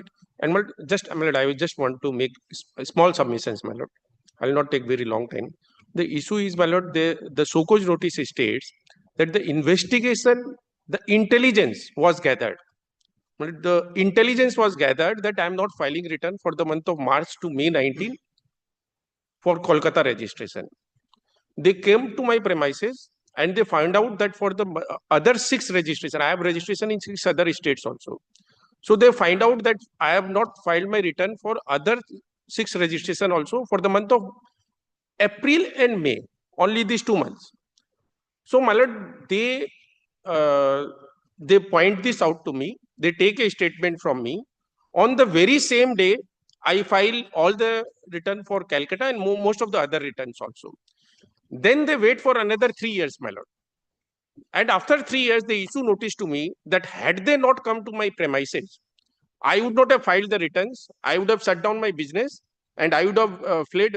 I would not have paid the tax. My lord, here, my lord, the important thing which I wish to point out that they say intelligence has been gathered. My lord, whether the non-filing of return, which is available on the portal itself, whether it is a matter of intelligence, but they have their own circular, my lord, for ease of doing business, wherein they say that the matters relating to non-filing of the return, matters which are relating to the jurisdictional authority, for example, filing of the return and all those kind of issues, the intelligence should not touch those issues. That has to be decided or the best left to the jurisdictional officer. No, intelligence is not from sky. It is your own employee. No, my lord. That is how the information reaches department, sir. You don't pay the salary properly. He wants 1 day leave to 15 days leave. You will not grant, and something will happen. Disgruntled, you throw him out. Then he'll ask for compensation. I can't go. You have bouncers. You throw him out. Straight, you will go to the department, sir. This is what is happening in bazaar retail. They will not file returns. All are all duplicate bills, second sales, etc. They are all cheating the government. They have intelligence. So, I just want to point out. All right, what happened? What was the order challenge? What happened to your writ petition? The writ petition has been dismissed on the ground of alternate remedy. Where is the penalty order? What? Penalty order. Penalty order, my lord, kindly refer to. It is DGGI, sir. Order in original page, my lord. DGGI centralized investigation. Yes, my lord. This is DGGI. DGGI investigation. So therefore, it is you are doing this pan India. And yes, he didn't challenge the so-called notice. Straight will come to challenge the order. My learned friend, what submission you are making? I did not challenge. I have filed a detailed reply to the so-called notice. I have stated my reason. I stated, my lord, that. Why are you not availing appellate remedy? No, my lord, the difficulty is, my lord, now this 14 crore penalty, my lord. Oh God. And my lord, it is a listed entity, my lord. So, my lord, now, So, from what you said and what you have not said, I mean, what you say now, your explanation is absolutely false. If you are a listed company, do you mean to say that you did at that time? Today I am listed. At that time, it was not. You are growing. Yes. Without growth, you can't have businesses in 6 states. Yes. 7 states. No, my explanation, I'm just submitting. This your logo is that one concentric circle, no? No, my lord. Your logo, company's logo. Company's logo. But they are a retailer, my lord. It's a big Bazaar style, big Bazaar in the name of Big Bazaar. They have 218 stores across various states, my lord. My lord, the difficulty I'm telling you, my lord, they were growing at that point of time. But at that point of time, they had about 60 or 70 stores. They had just started the business. So for the month of March, since it was a closing, my lord, yearly closing, my lord. So there was a delay, and they explained that because of the collection of the data, my lord, it is a retail store. So from all stores, Well, if you are growing, you should grow with ethics. You should have been prompt in filing returns. A delayed return may be right, but these fellows on a centralized intelligence has been secured, and you have pan India. So Calcutta alone you have not done, or Pune you have not no, done. For 2 states, my lord, for the month of March they had filed. My lord, kindly consider, my lord, for the month of May, only 13 days delay is there. There is a delay of only 13 days for the month of May. For the month of April, there is a delay of only 46 days, my lord. But is it such a delay, my lord, which warrants a levy of 100% penalty for the tax which I have already paid, my lord? And my lord, section 122, 1, my lord, subclause 3, my lord, says that if the return is not filed up to 3 months, then penalty under 122 can be levied. So, my lord, up to 3 months, my lord, up to 3 months delay, it is very well accepted in the act itself. For the delayed filing of the return, my lord, it is the violation of the civil obligation. It is not with the intent to evade tax. But section 74, your lordship has decided so many cases, my lord, that if it is available from the record, if it is coming out from my own books of accounts, then 74 should not be levied. Your lordship has passed two such judgments that, my lord, this extended period of invocation and, my lord, the intent to defraud cannot be alleged if the information is available from their own books of accounts. There is further more to it. There is more to the story. No, one second. Your managing director, I think he didn't come to you before the he gave statement. No, but they need not come to me for making a statement. My lord, the officer goes and they may have to make their statement. No, my lord, the invited. presence of advocate is not, my lord, before he is called upon to give a statement, normally they consult a lawyer. Fellow has admitted everything. No, my lord, that is with respect to the ITC issue, which is 96 lakh, which is a separate investigation, not on has been availed there were non-existing entities. Yes, without any my lord, transactions, there are without two separate investigations which has been merged in this so-called notice. I will show, my lord. No, if you are going to issue fresh issues or fresh shares, you have to disclose this penalty. My lord, my lord, the issue of the ITC, my lord, is of Lavender Enterprises is a fictitious. My lord, these are 5 entities, my lord, and this issue is out of separate investigation altogether, not with respect to the. Difficult, sir. Difficult to adjudicate this in a writ petition. No, my lord, my lord, only issue is, my lord, which I am asking your lordship to adjudicate upon is the penalty due to not with respect to ITC, my lord. Menseria. My lord, kindly consider, my lord. My lord, there are, my lord, several judgments of you. My lord, kindly consider, my lord. We have My lord, considered one. In several cases you have succeeded.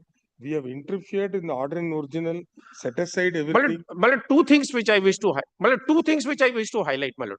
My lord, because I own retail stores, my items are taxable at the rate of, most of the items are taxable at the rate of 5%. My lord, the rental is 18%, my lord. So there is a continuous accumulation of input tax credit. I have enclosed, my lord, the detailed input tax credit ledger, my lord, with the petition which was there. And the tax all along, my lord, is being paid. Oh, but then the allegation is something else, sir. But the allegation is no e-way bills were raised. But that is a separate issue, my lord, not with respect to non-filing. How do we dissect or how do we? My lord, there are two investigations, my lord. I will show, my lord. Kindly, my lord, consider. In fact, you're losing out on time. No, my lord, kindly consider. Kindly give me 5 minutes, my lord. Before the. My lord, kindly give me 5 minutes. My lord, kindly refer to page 69, my lord. Page 69.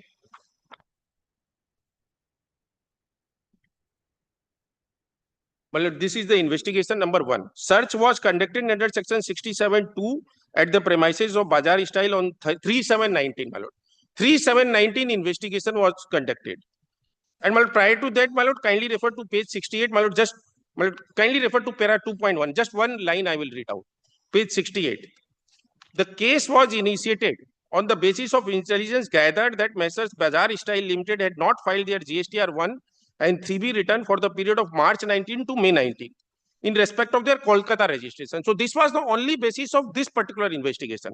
On visit to the premises under search, it was found that the said notices failed to declare their liability in GSTR 1 for the month of March, April and May in respect of Calcutta registration, and for the month of April and May 19 in respect of Assam, Bihar, Tripura, Jharkhand, Odisha and Andhra Pradesh registration, which were subsequently filed and tax paid in their GSTR 3B return after the intervention of the officer. Now this penalty. My lord, kindly now refer to page 69, my lord.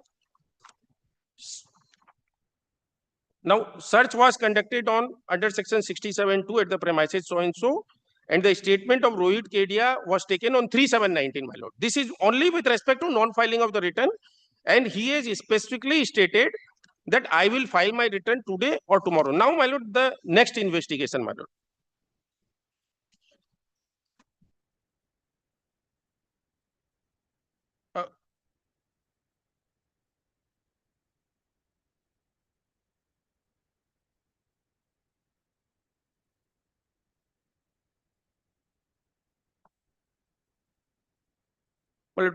kindly refer to the so-cause notice, my lord. Here they have not extracted the full so-cause notice, my lord, page 112.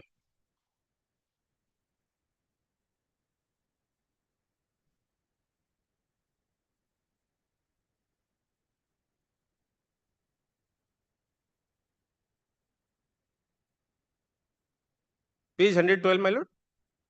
But the first investigation is paragraph 2.1. The case was initiated on the basis of intelligence gathered that I have not filed my return.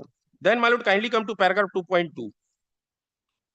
Further, it was dissected by the officers of DGJ KGU. It was found that Messrs. Lavender Enterprise, Unique Exim, Messrs. Fortune Impacts, Planet Traders were non-existent and the place of business, and Panchnama was drawn at the business premises of these entities on 29/8/19.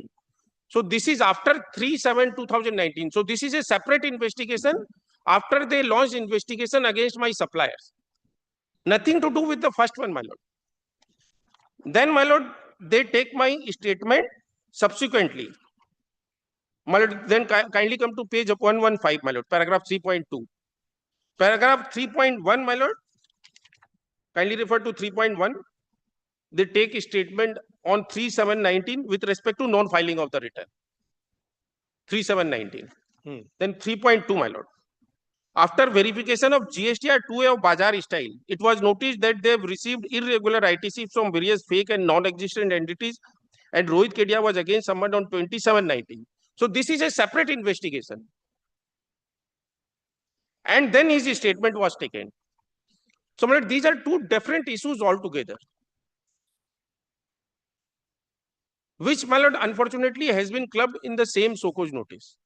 They are not arising out of the same investigation. Had they come to me for the ITC related issue, it was a different matter. And, my lord, I will just show, my lord, from my own record. But kindly come to my electronic credit ledger, my lord, page 184.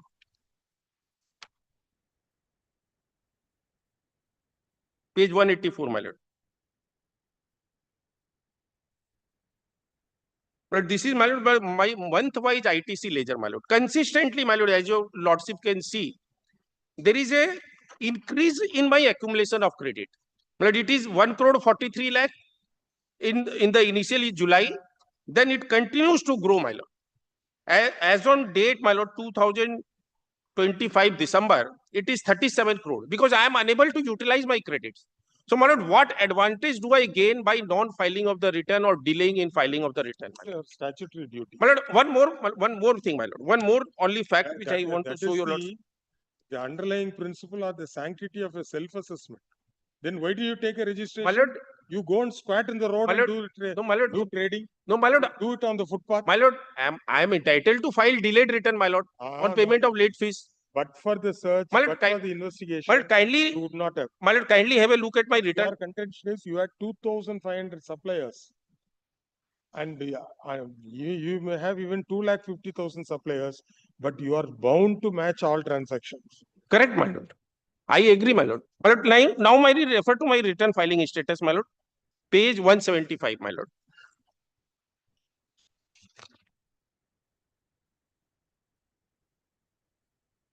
You have given an option under the Act. Page 1. Either you file a monthly return or a quarterly return. But you have utilized the input tax credit. But for the search, see, if some small time dealer, they come with some genuine excuse saying that we closed down because of COVID, there this landlord-tenant dispute, we can understand. This is calculated fraud. No, my lord, why should I commit a fraud when I am consistently having input tax credit in my account? My lord, kindly appreciate, my lord. That is also being questioned. But whether you are entitled to that credit. No, that is another issue, my lord. They can always investigate. That is why I am saying that is also being questioned. How do you dissect? No, my lord, only with respect to 5 suppliers. My lord, kindly refer to page 175, my lord. 175 for once, my lord. Page 175. My lord, ever since, my lord, by July 17, my lord, there was a delay, my lord. It is not that only in 2019 suddenly I started delaying because, my lord, the business was, my lord, at the initial stage. So the petitioner was a chronic defaulter. No, my lord. For initial 2 years, my lord, there were problem with the portals also. My lord, the department itself has time to time extended filing of the return. Various types of return, my lord, they have waived late fees also. For initial, my lord, teething, my lord, for initial 2-3 years, but there are various, my lord, amnesty schemes which government has come out with. Because of this problem of the filing of the return and lack of understanding of the data, collection of the data, my lord, kindly see, my lord, page 175, 176. Consistently, my lord, there has been delay prior to this. And after that, my lord, since they insisted that I should be filing regularly, after that, my lord, kindly refer to page my lord, 180 onwards. Thereafter also, my lord, there has been small delays. And again, March 20, again also, my lord, there is a delay. My lord, kindly refer to page 182. March 20, my lord. There is a delay of 130 days. But there has been a delay prior to that, subsequently also.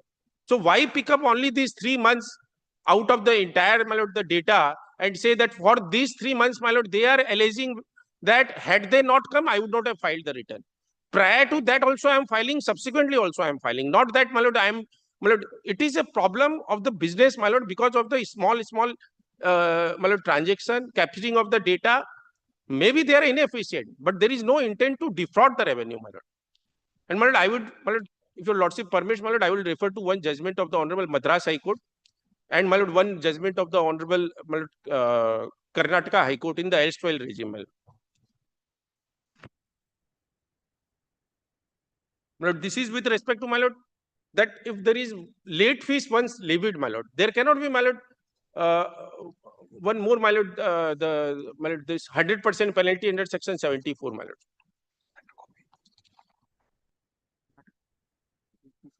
अरे पहले वो दो ना, तो मेरे को copy दो इधर तो।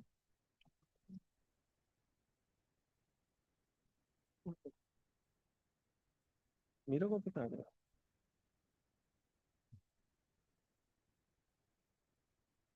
एक minute. Kindly, my lord, refer to this judgment. My lord, kindly refer to para 7, my lord.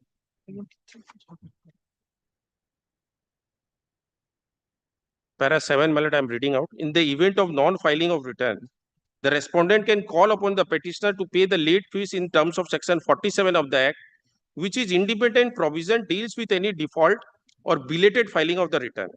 Therefore, this court does not find any fault in the so-called notice issued by the respondent under section 47, read with 73 of the Act.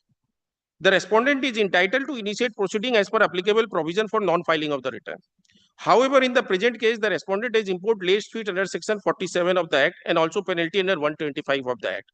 At this juncture, it is relevant to extract 125. Any person who contravenes any provision of this Act or rules made thereunder for which no penalty is separately provided under this Act shall be liable to a penalty which may extend to 25,000 rupees. A reading of the above would show that in the event no penalty is separately provided under this Act, general penalty would apply. In the present case, penalty was imposed in form of late fees in terms of section 47 of the Act. Therefore, general penalty of 50,000 is not correct and the same is set aside. As far as the late fees is concerned, same is confirmed. So, my lord, it was also a case of late filing of the return. My lord, one more judgment, my lord, of the Karnataka High Court, my lord. Dear?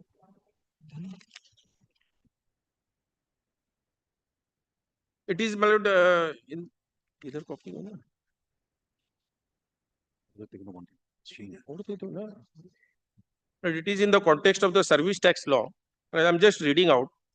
Facts are not in dispute. The SSC has paid both the service tax and interest for delayed payments before issue of so-called notice under the Act. Under subsection 3 of the 73 of the Finance Act, categorically states after the payment of service tax and interest is made and the said information is furnished to the authorities, then the authorities shall not serve any notice under subsection 1 in respect of the amount so paid. Therefore, authorities have no authority to initiate proceeding for recovery of penalty under 76 of the Act. Unfortunately, the assessing authority as well as the appellate authority seem to think if an assessee does not pay the tax within the stipulated time and regularly pays tax after the due date with interest, it is something which is not pardonable in law. Though the law does not say so, authorities working under the law seem to think otherwise. And thus they are wasting their valuable time in proceeding against the persons who are paying their service tax with interest promptly. They are paid salary to act in accordance with the law and initiate proceeding against defaulters who have not paid service tax and interest in spite of service of notice calling upon them to make payment, and certainly not to harass and initiate proceeding against persons who are paying tax with interest for delayed payment. It is high time the authorities will change their attitude toward these taxpayers, understanding the object with which enacting is passed and also keeping in mind the express provision as contained in subsection 3 of 73. The Parliament has expressly stated that the persons against whom the tax paid with interest, no notice shall be served. If the notices are issued contrary to the said section, the person to be punished is the person who is issued notice or not the person to whom it is issued. We take that in the ignorance of the law, the authorities are indulging in the extravaganza and wasting their precious time and also the time of the tribunal and this court. It is high time that the authorities shall issue appropriate direction to see that such taxpayers are not harassed. Then, my lord, kindly refer to, my lord, the similar provision exists in the GST Act also. My lord, kindly refer to section 73, subsection 6, my lord.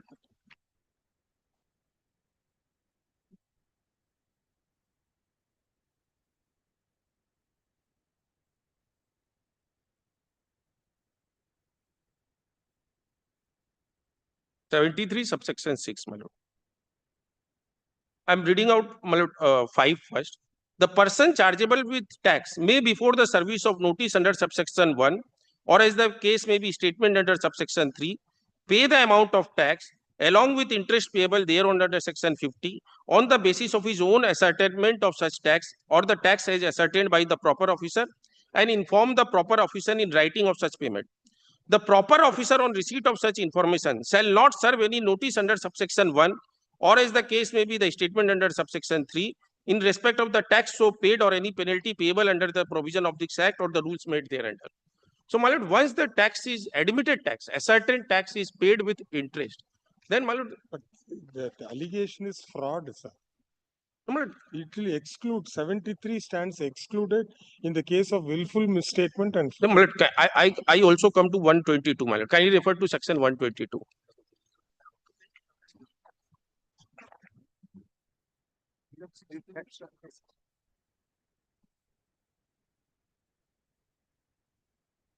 Penalty for certain offences. These are very specific offences. But the 74 is general in nature for my intent to avoid tax, my lord. But these are, my lord, for various types of obligation which I am supposed to perform under the law. If I default, then I am penalized. Facts are complicated. No, my lord. Facts are well, kindly appreciate. Otherwise, we won't hesitate.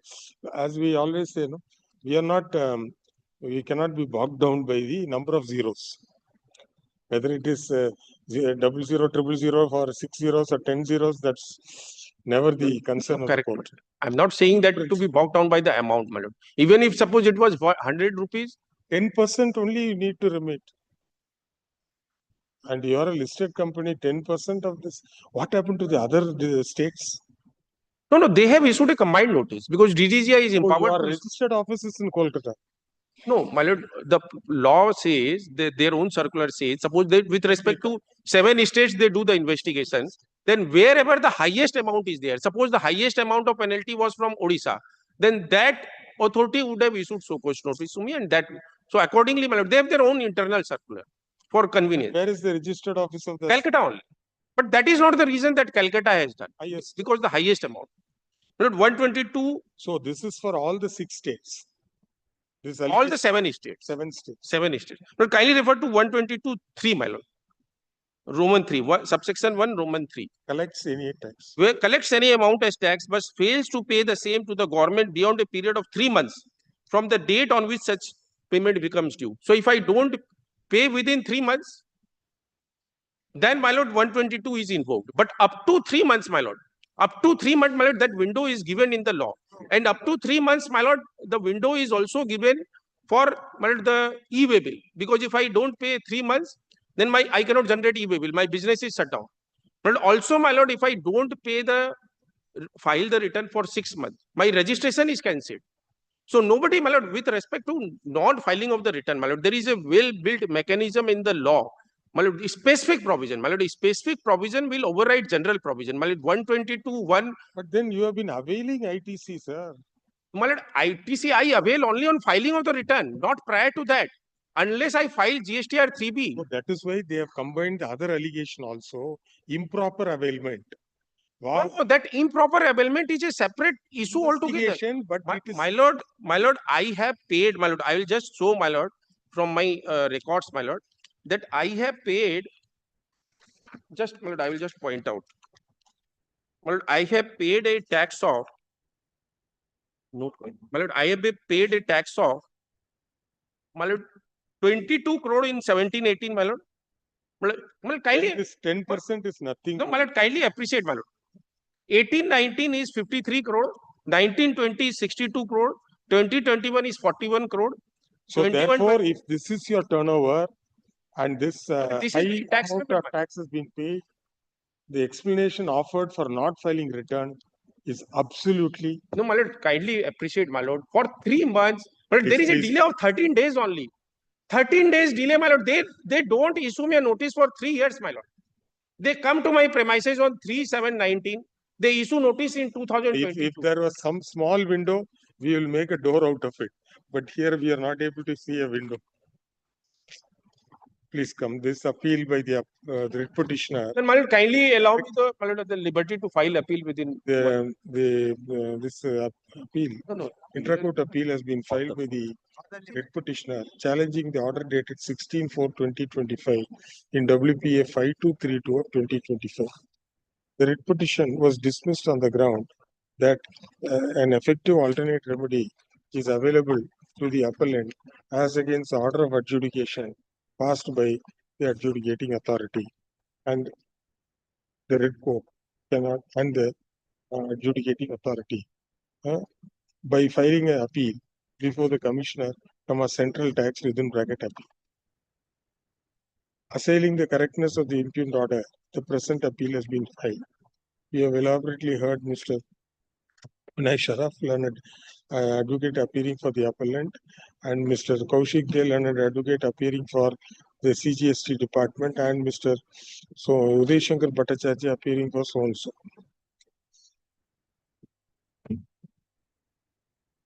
It is well settled that the rule of not entertaining an application under Article 226 of the Constitution of India when a statutory appellate remedy is available is not a rigid rule, but exceptions can be carved out for the said rule, and the Honorable Supreme Court in several decisions have carved out such exceptions. The question would be whether the case on hand would fall within any one of such exceptional circumstances. It is not in dispute that the appellant was being given adequate opportunity to put forth their submissions at the even prior to the show cause notice, when statements were recorded, and after the show cause notice was issued, reply was submitted, and the matter was adjudicated following the provisions under the Act. Therefore, it cannot be stated to be a case where there has been violation of principles of natural justice. Furthermore, the appellant cannot state that the adjudicating authority did not have jurisdiction to issue the show cause notice nor to pass the adjudication order. But the jurisdictional aspect is being sought to be focused on the facts and circumstances of the matter and not otherwise. Therefore, this exception also will not apply in the case. The third broad exception would be whether whether the order of adjudication is devoid of reasons and whether no reasonable person can come to such conclusion. The order of adjudication is a very lengthy order considering all aspects of the matter, and therefore cannot be stated to be an order devoid of reasons or passed with the non-application of might. Thus, the three broad exceptions do not find are not applicable to the instant case. That apart, the issues which have been canvassed in the writ petition as well as before us all requires adjudication into disputed questions of fact. The length of the delay in filing the returns appears to be not the sole issue in the instant case, but there is something more than that, as there is an allegation of fraud and misstatement, wrong availment of input tax credit, etc. Therefore, the appellant has to necessarily agitate the appellate remedy available under the Act after complying with the pre-deposit condition. And the appellate remedy cannot be construed to be non-efficacious or non-effective. Full stop. The matter concerning levy of tax, only in exceptional circumstances, the assessee can be permitted to bypass the statutory remedy, as the hierarchy of remedies available under the relevant statute and relevant taxation statutes are always efficacious and effective. Therefore, there can be no exception in the instant case to allow the appellant to bypass such a remedy. For the above reasons, we find no good grounds to interfere with the order passed by the learned single bench. Accordingly, the appeal fails dismissed. The appellant is directed to file a statutory appeal before the Commissioner, Central Tax within bracket appeals after complying with the pre-deposit condition.